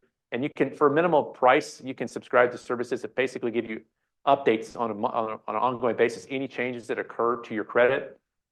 That's invaluable because the sooner you can identify if something has taken place or you get a notification somebody applied for that Best Buy credit card, and I know it wasn't me, quick action is going to prevent a cascading effect. In fact, some of these services will allow you to lock down your credit, which means that nobody can apply for credit or do anything in my name unless I unlock it first before I go, apply for a loan for my new car. And then as soon as I do it, I lock it back. That's something I would definitely recommend there. You start getting collection notices and emails, or not emails, but mail and phone calls about accounts that you have no awareness of. A lot of times it's going to be medical bills, right? Or other things that we're used to getting these kind of bills, right? And so they kind of assume that we'll when we get this, we'll just assume this is legitimate because we're used to getting, insurance statements and medical bills from doctors, and this is just one more of them, right? But be careful and actually take a look at it, because a common technique is to get medical services and paying bills in your name, and now you're going to be held accountable for those funds. And again, receiving unexpected packages in the mail. Sometimes folks will use your address as a drop to have things sent to, and their intention is to intercept them before you see them. Like they'll watch your porch, and no one's going to show up, so they'll go up and grab it before you do. But if you happen to see it and you're getting things delivered to you, like I didn't order this, that's an indication that someone might be using your location, your identity, to create a drop for email. And chances are it's probably, very likely could be something illegal, stolen goods. They were bought potentially through fraud, or maybe even illegal things like narcotics could be delivered that way. So keep that in mind. Again, none of this is going to sound revolutionary because we've mentioned this before. All the same common sense things that we talked about earlier will help protect here as well against identity theft, right? So let me see, anything unique here. Again, I said freeze or monitor your credit reports, shred your sensitive documents, check your reports, your credit report on a regular basis, secure personal devices. So it may seem like a pain to put a password on your lock screen, but that's going to be something that's going to make it more difficult for someone who steals or finds your phone to get in and access that data. Again, always be cautious with the links that you get in emails. Two-factor authentication whenever it's an option on your accounts, and use secure Wi-Fi. So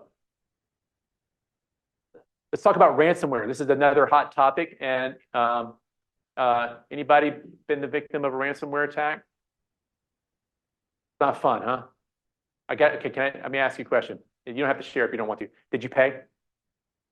No, it was actually individualized to PCs. I was able to mitigate it. Just the data on those two PCs. Good. I mean, because we'll talk about in a second, like the pros and cons of actually paying. But essentially, ransomware, if you're not familiar with it, it's exactly what the name suggests. It's malware, right? We've already talked about that. This is software that's designed to do something nefarious on your system, right? Without your consent, right? And what the ransomware does when it gets loaded onto your computer, it could be an email attachment, it can be downloaded with a drive-by going through a website. Lots of different ways we've established already things can get on our computer if we're not careful. Instead of it doing something like trying to load a keylogger and steal your personal information, what it does is it uses an encryption to encrypt parts or almost all of your hard drive. And when it does that, the next time you log on or access to your computer, you get like a banner that pops up on your screen that says, it can say lots of different things, but generally it says something like, your computer has been infected with the XYZ ransomware. All of your files are secure and encrypted. You cannot have access. If you want to have access to this information, you're going to have to pay a ransom, just like a kidnapping, right?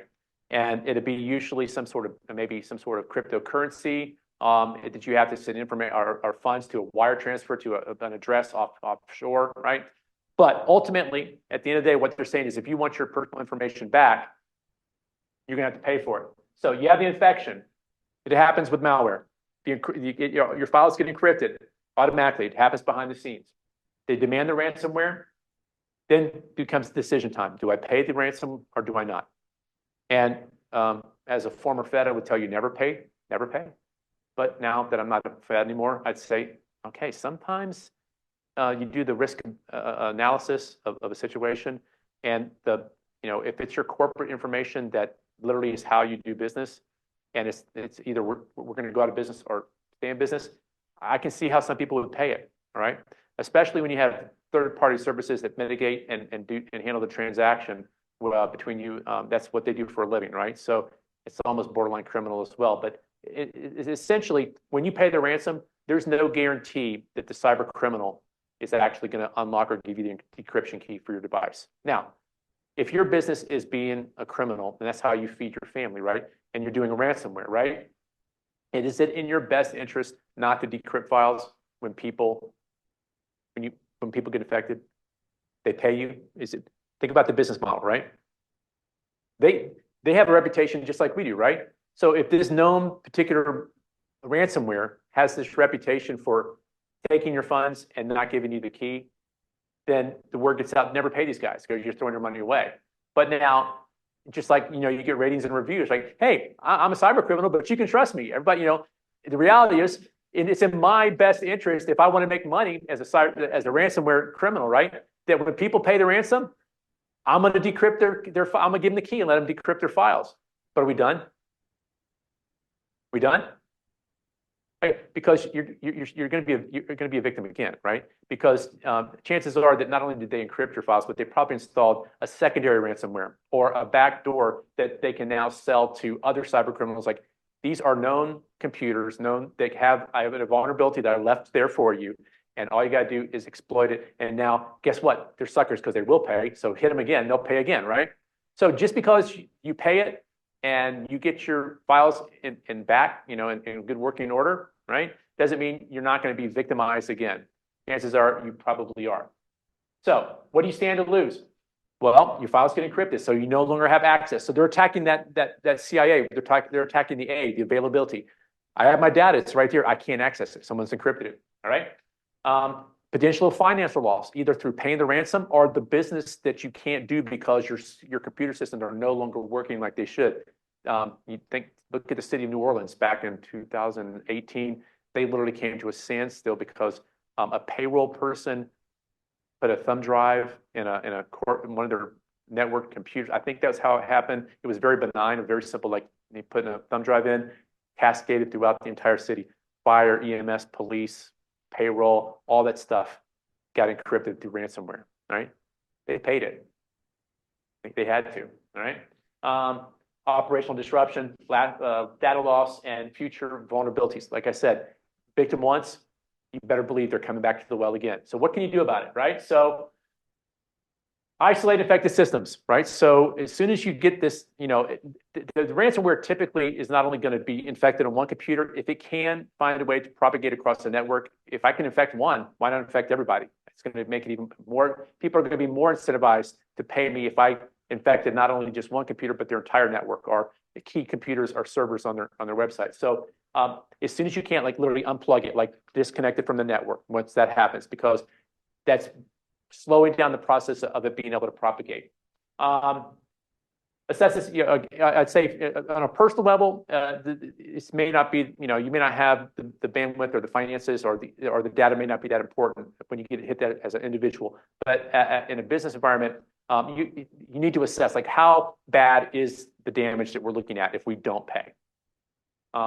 Report the incident, especially if it's significant, to law enforcement, local, and I'd say, again, Internet Crime Complaint Center is a good way to go. Go right to the feds with that. Avoid paying the ransom. Again, it's a business decision, but law enforcement is always going to say, do not pay it. It's just, you're throwing money away. Chances are you probably are. Here's the thing that's most important to remember. Restore from your backups. All right. If you don't have backups, can you restore from backups? No. All right. So here's the bottom line. The way that you can avoid this is having frequent backups and testing your backups. There's one thing, I remember working on an investigation where it wasn't ransomware, but they had compromised, and someone actually gone in and destroyed a database of very important information that the business depended upon. It was an insider threat.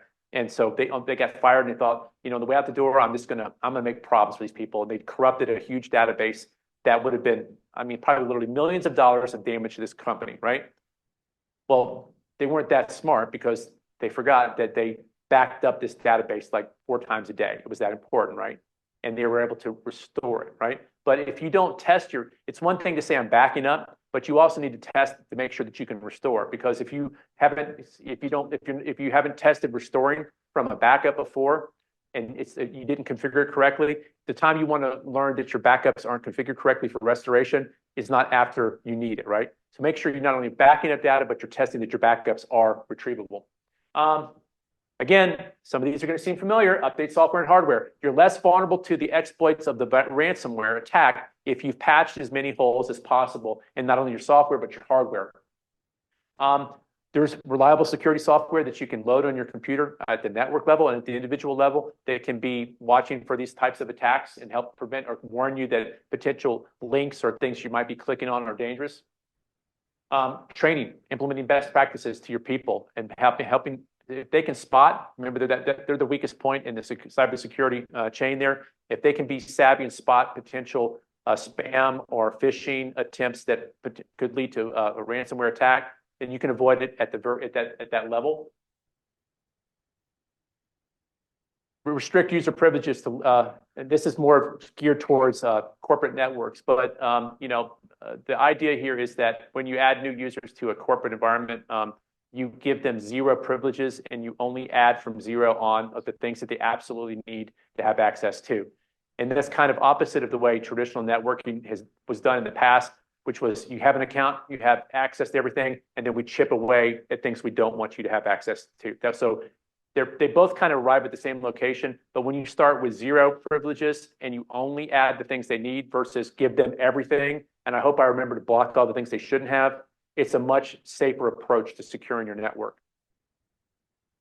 All right, social media. We all love our Facebook, Instagram, and whatnot, but understand that by using this software, you actually are setting yourself up, so you potentially are setting yourself up to be a target of social engineering, or folks that are harvesting your information, potentially target you for identity theft.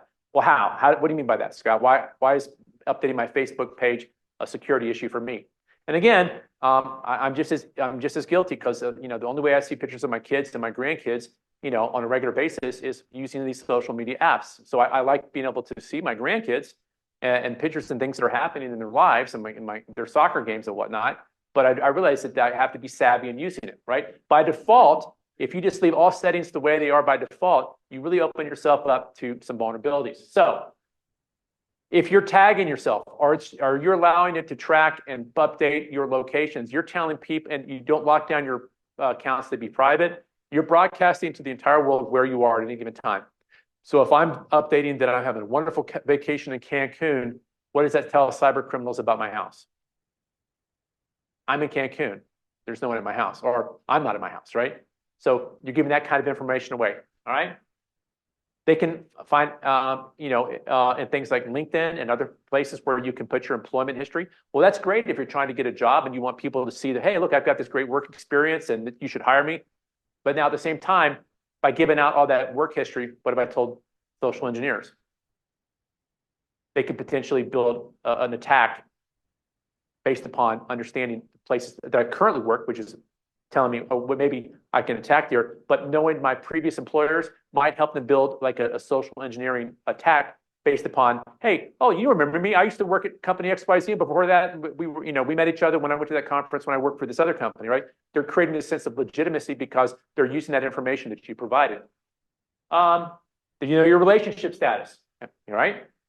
Educational history, all this information that you're making available can be used by folks that are either going to create a social engineering attack directed at you or on your behalf, right? They can pose as you, or identity theft.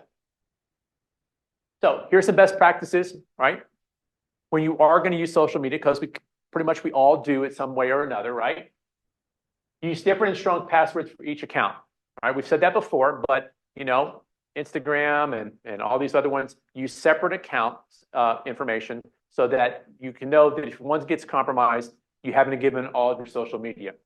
Again, increasingly now by default, I think most of these platforms don't make it an option. They make you use two-factor authentication, but for those that make it option, opt in and get that second form of authentication so that you can secure your accounts. Turn off geolocation and settings. By default, they want you to have it on because they want to track that information. They want that to be part of the social media experience, but you can turn that off in the settings within the app. Now, I'm not telling you that at the server level that they're not maybe capturing some of that stuff, but at the same time, you're not broadcasting it as a part of your profile. Use that most restrictive privacy settings in there. So I can just use Facebook as an example. Like if you open up your security settings and you look at all the different options that you have, I would say opt everything out. Like I want everything as secure as possible and only turn on the things that you're willing to share, because there's a lot of information that you're providing just by simply using the app. Oh, here's one people sometimes find interesting. When you have 4 or 5 different social media accounts, some for business, some for personal, use a different picture of you for every single account. Why would you do that? Why would you just use the same, glamour shot?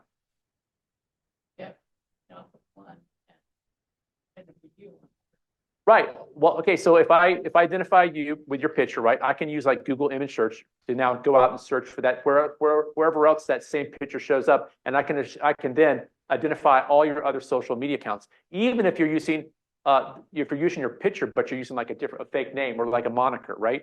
If I can do a Google image search on a known Facebook account, I know it's Bob Smith and this is his picture. I can then find maybe your private Twitter account because you use the same picture.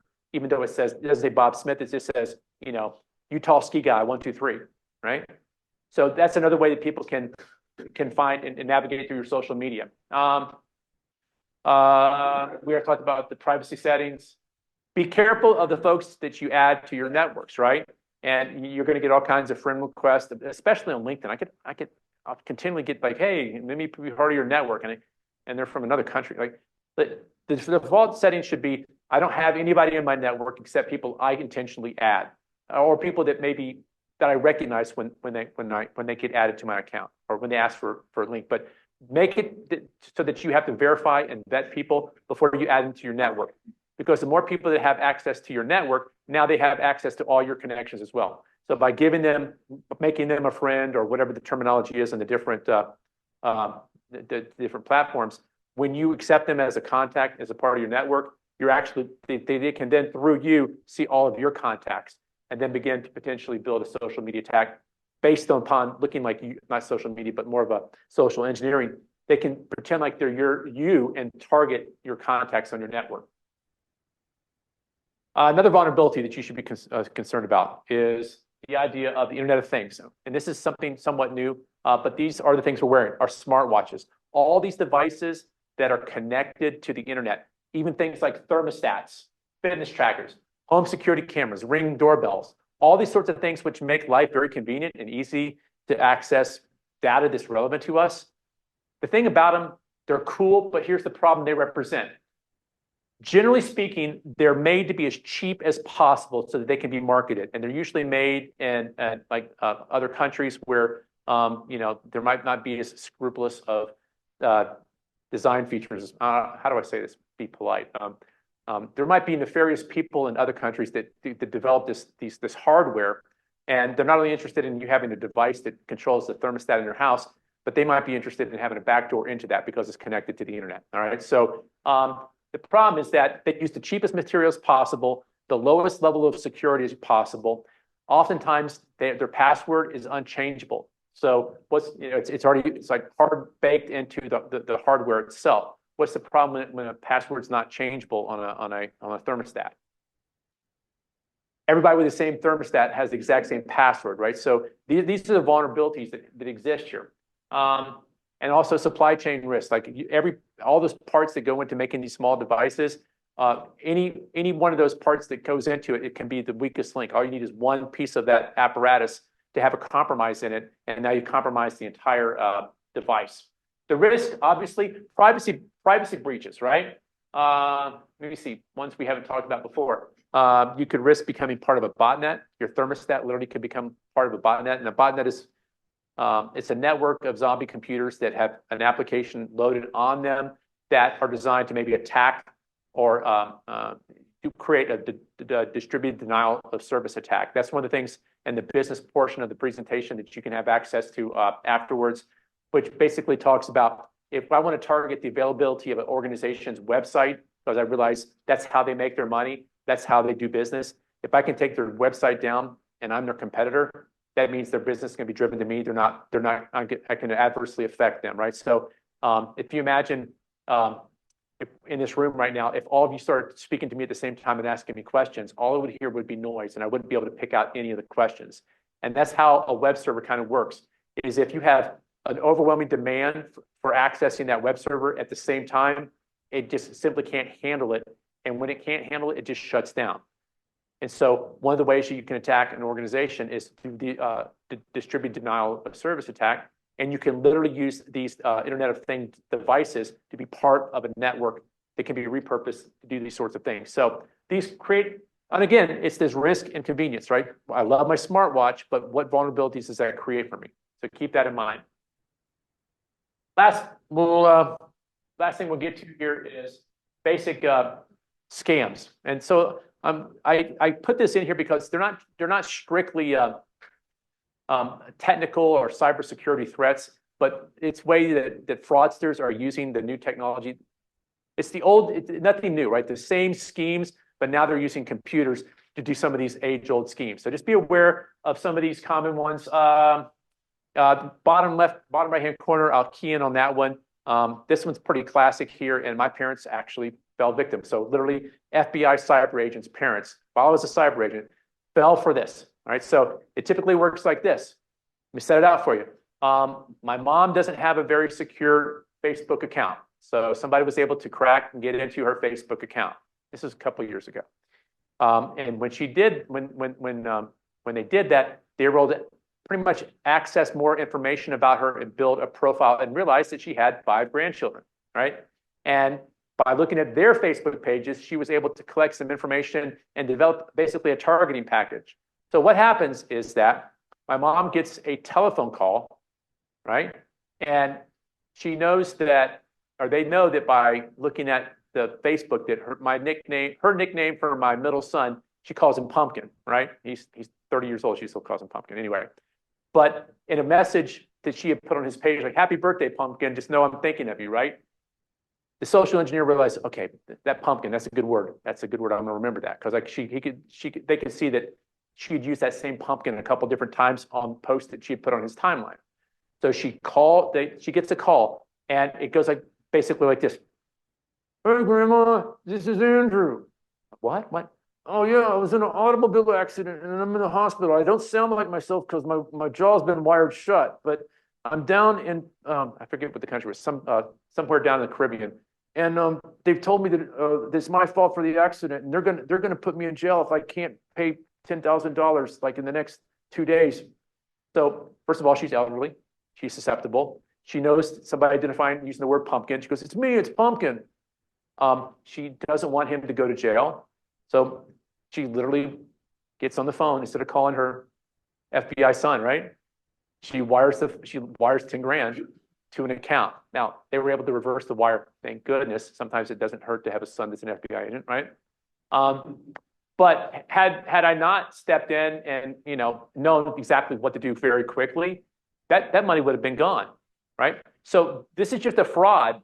This is age-old. The con men have always been con men, but now they're able to use the things that we make readily available on our social media accounts and use that against us and target the elderly. Another popular one, again, we talked about fake charity scams, fake lottery winnings, job employment opportunities. Oh, romance scams. These are big. Catfishing is one of the terms you'll hear. Is a lot of people use dating websites and they have a legitimate place. I know some folks that met on a dating website, and they're 2 of the coolest people I know. So it's not that they're inherently bad, but they're also a great place for fraudsters to congregate and target people. And they already know that people that are using a dating website are looking for something. What are they looking for? A relationship. And what are the things we like about a relationship? Someone who cares about us, someone who shares common interests. So using those same social engineering skills, people get targeted through these dating websites. And they create this fake relationship to the point where they actually say, "Look, I want to come visit you. I live in another country." They've been saying this for like weeks or months. I mean, they'll invest plenty of time into these types of interactions, and with the ultimate goal of saying, I want to fly and come see you, but I don't have the money. Can you wire me the money so I can buy a ticket to come see you? I need $5,000. And it happens all the time. People send the money, right? Because these social engineers realize, what's the vulnerability? What do I play up to? What can I exploit? Be smart. be savvy. All the same advice I've given you before about these accounts. Verify, don't trust, right? Educate yourself. When it comes to using your browser, this would be the last thing we cover here today. Again, we do a lot of work. We do a lot of work in our browser, right? That's almost integrated into the operating system these days. It's an essential part of being able to use our computers. I've mentioned this before. Use secure connections whenever you're going to do any kind of transaction, right? And you'll notice that it's always going to say up there, and usually there's a little icon that shows a lock that shows you that that the encryption protocol is being used. If you get a warning or the browser tells you that this is not secure, trust it. Don't use it. Don't chance it, because what you're doing is basically transmitting financial information and credentials in the clear. Use a VPN, right? This will help you encrypt your data, and it also will help you maintain some privacy. So VPNs means that a person on the other side cannot necessarily drill back and find your location from your IP address. If knowing your location from an IP might be a piece of information a social engineer can use to help target you. So VPNs not only give you privacy, but they give you a little bit of anonymity there. Make sure that browser is updated so that you have the most up-to-date version. Use ad blockers and script blockers, right? So sometimes some of the exploits we talked about, the drive-by, just by loading the website, what does it? The website will be having nefarious code that's built into it that activates JavaScript or other scripting languages that execute within your browser. And that exploit, you can turn that off. You can go into your settings and disable JavaScript or other scripting, or buy or get access to third-party applications that are specifically designed to prevent scripts from being loaded remotely from the server. Be cautious with, common sense, right?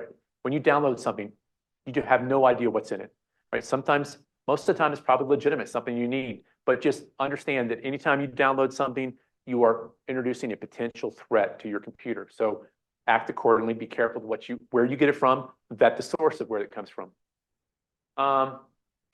Think before you click, right? Again, we talked about mousing over URLs so you can sort of see what's the actual URL behind the link, right? Look at what's actually displayed in the browser, make sure you're actually going to where you think you're going. And regularly clear and cache your cookies. And what that really means is that cookies are a little piece of a little file and it serves a completely legitimate use, right? In order for websites to sort of give you a personalized experience, you ever notice like when you go back to a website, it kind of recognizes that, oh, hey, you're back. And last time you were here, you were interested in the scores for the Lakers, right? So as soon as you load this back, first thing you see are Lakers scores, right? It's building a profile for you to give you a better user experience. The website is giving you what you want. And the only way it can do that without you having a personalized logged in account is to put a cookie on your machine that sort of stores some user settings. All right, that's pretty benign. It actually adds to your experience, but it can be used in nefarious ways as well. So I would say you can have an option to go into your web browser and clear your cookies on a regular basis to create a little bit more anonymity. And what happens, the reason I say that is that not only does the website that you are visiting know the cookie information that's on your computer and use it, but unfortunately, now other websites or nefarious people can load, when they load to get you to come to the website, they can actually pull all your cookies from your other locations, and it can begin to track your behavior across multiple websites. And then it begins to build a package of like, this is where you shop, this is where you go. And it can help build this, a social engineering, or at the very least, it can help, they might sell your information or target you with specific ads that you're not interested in, right? So clearing out the cookies on a regular basis is good, what they call digital hygiene. And I think, last slide, online transactions, we probably touched on this already. Make sure it's secure. Make sure you're using trusted devices and connections. Use unique and strong passwords. Monitor your accounts, right? So if you're going to do online banking, right, just pay attention. We sometimes don't go back and look at their transaction histories, right? So keep an eye on the transactions there to make sure that they all are legitimate, things you recognize. And many of these services that we use, you can enable alerts and notifications, and you might want to opt into that. So you might, for example, I think on one of my credit cards, any charge over $500, I get an alert for that, right? That's just do I buy things that are more than 500? Of course. But when I get that notification, I'm like, okay, that's great. I've yet to get one where it wasn't me, but I know that if someone charged something on my card, and I'm willing to take that risk of whatever $500 or so, right? then I would know, wait a minute, this is something I got to look at. So creating alerts and notifications to help you realize when fraudulent activities are occurring. All right, so I know today it's been a very long, overview and stream of consciousness up here, but I don't want to cut it off without maybe answering or addressing any questions or concerns that you have. I appreciate your attention today, and I hope that you found it informative and applicable. Any questions? Yes, sir.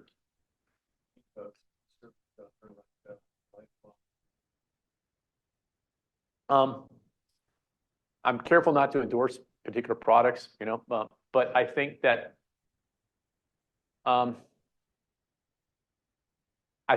they seem like they provide a legitimate service to you, but I always sort of wonder what's under, what are the vulnerabilities that exist in a situation like that, right? So you're trusting them with your information, but can you trust that they're managing your information effectively? And if you do your due diligence and follow customer reviews and do your homework like that, then you're willing to take that risk. I say, that's showing that you're trying to protect your data with a service like that. But I would say use known names, trusted names. But I think the idea of protecting your credit is a good idea. Monitoring what's happening with your credit account is good. These are all things you could probably do on your own if you had the time and the bandwidth. So it's kind of they're being the middleman for you. But yeah, I think services like that let you know quickly whenever changes have occurred to your credit history it equips you with information that you can work with. So I think they're good, but I just don't want to seem like I'm endorsing any particular product because I haven't vetted it myself. Yes, sir. Take it back 5 key points. If we're taking back the 5 key points, because we don't have 2 hours with our team, Yeah. give us our 5 key takeaways that we can take back to our organizations to move the needle. Okay, so some cybersecurity threats for the organization is kind of what you're asking, or are you saying just in general? All right, so 5. I would say I would go back to the beginning and say the first 3 that I mentioned to you is where I would start. Strong passwords, unique to individual accounts, right? That you're not reusing, right? So that would be number 1. That's a great line of defense right there. Verify or be skeptical on almost everything you see that comes in. Like assume it's not good until you can prove that otherwise, right? And that's a little bit easier in a corporate environment where you communicate with the same people on a regular basis and you already have a layer of trust there, especially if it's internal types of things. But pretty much anything you get external coming in, assume until you have reason to believe otherwise that it's a potential threat, all right? Two-factor authentication would be a takeaway. It's just so simple and it makes it so much harder for folks to access your data. Be careful of oversharing unknowingly.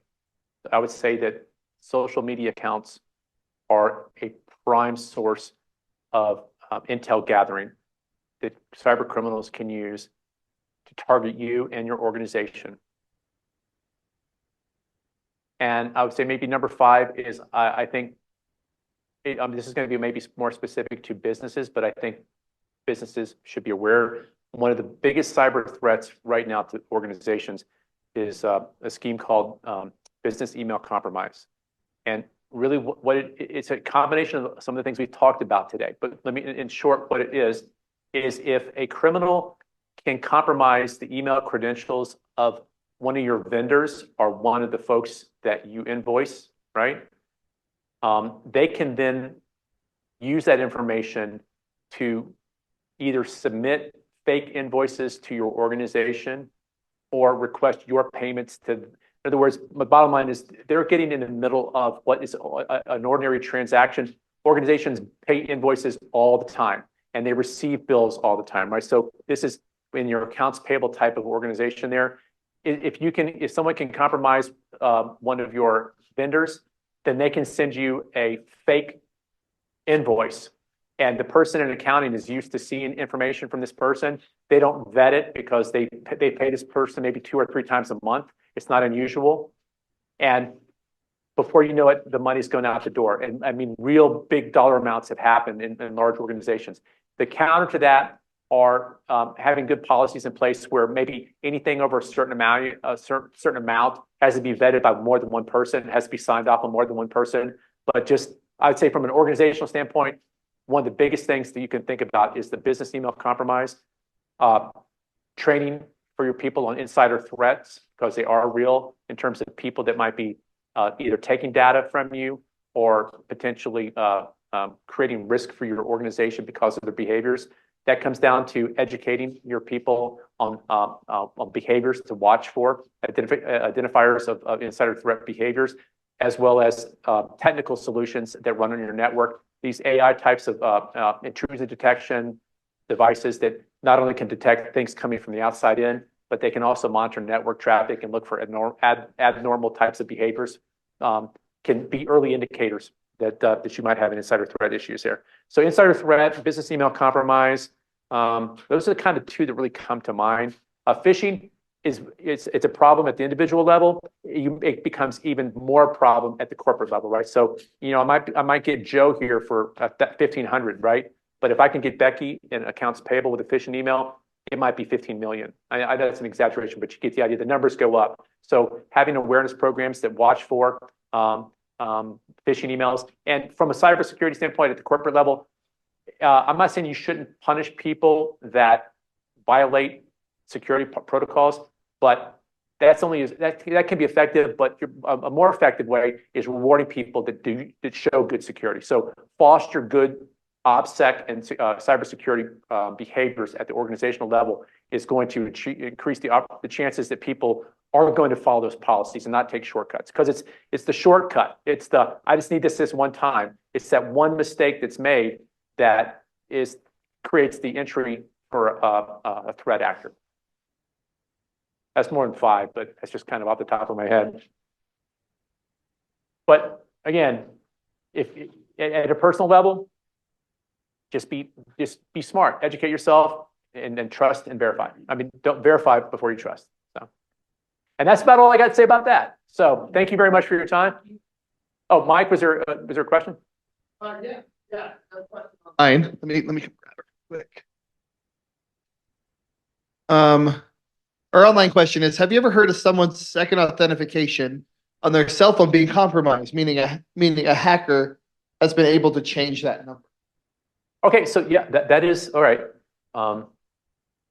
Personally, I have not heard of it, but I can see how something like that would happen. So, like ideally, the way that two-factor authentication would work would be that the organization that I should say it's your bank, right? And you've opted in for two-factor authentication, and you're going to use your cell phone as that second factor, right? Right. And so you create a profile with the bank, and you fill out an online some sort of form that says, "This is my telephone number," and it sends you an email, not an email, but it sends you a text to verify that you have that phone. Now, you're making some assumptions that person has that phone in their possession, and when they reply back with the code that's sent, right? Then at first glance, right, that bank says, "Okay, I can trust that you must have this phone in your possession, right? Because I sent you the text and you sent me the code back, so that's great." Now, that's all well and good, right? Until someone potentially compromises or is able to social engineer and call in and say something like, "Oh man, I was on vacation in the Bahamas and I dropped my phone. I had to get a new phone. And I need to change or update my cell phone for my account." And they have enough information that they're able to convince the customer service rep that you actually are who you're telling me you are, right? Here's my new telephone number. I had to change it. Some guy was harassing me, right? So now they've changed that number, right? The problem is that usually when that happens, in order to do that, to authenticate, they had to send a code to the first phone number to then switch to a second phone number, right? That's how that would happen, right? So, okay, now that I trust that you are, because you have the first phone and now you also have the second phone, I can forget the first phone. You have to have 2 phones in play there, right? But if you can use social engineering to convince someone on the phone that you don't have that first phone anymore, but here's my new number, I could see that happening, right? So that's why these social engineers are very smart and very convincing in manipulating. And again, the folks on the other end of the phone usually they're just hourly workers, and they just want to get through their shift and go home. And I mean, they're doing the best they can, but they're susceptible to all these all these pressures as well. So I personally don't have an awareness of that, but I can see how a criminal might do that. Cool, thank Yeah. you. And you know, it's fascinating. You were up here, Scott's up here giving his presentation, and I get an email from somebody who's saying, there's a DocuSign document awaiting your signature. Look at the email and think, not the right email address. It says it's coming from the trust. It says it's coming from someone internal here. Mhm. And I think, oh, these hackers, man, they don't know that we're going through this right now on how to avoid this. So So you signed very, it, right? very timely. Yeah. Well, actually, okay, bad news. That was my speaking fee. I hope you signed it, right? Oh, yes. Yeah, I got you. No, I appreciate your, and I'm not going anywhere. And if you want to ask me any additional questions, I'm going to stick around for lunch. But thanks for your attention. I enjoy you, having you all here today. Thanks for coming out in the snow. And that's the end of my presentation. Thank you very much.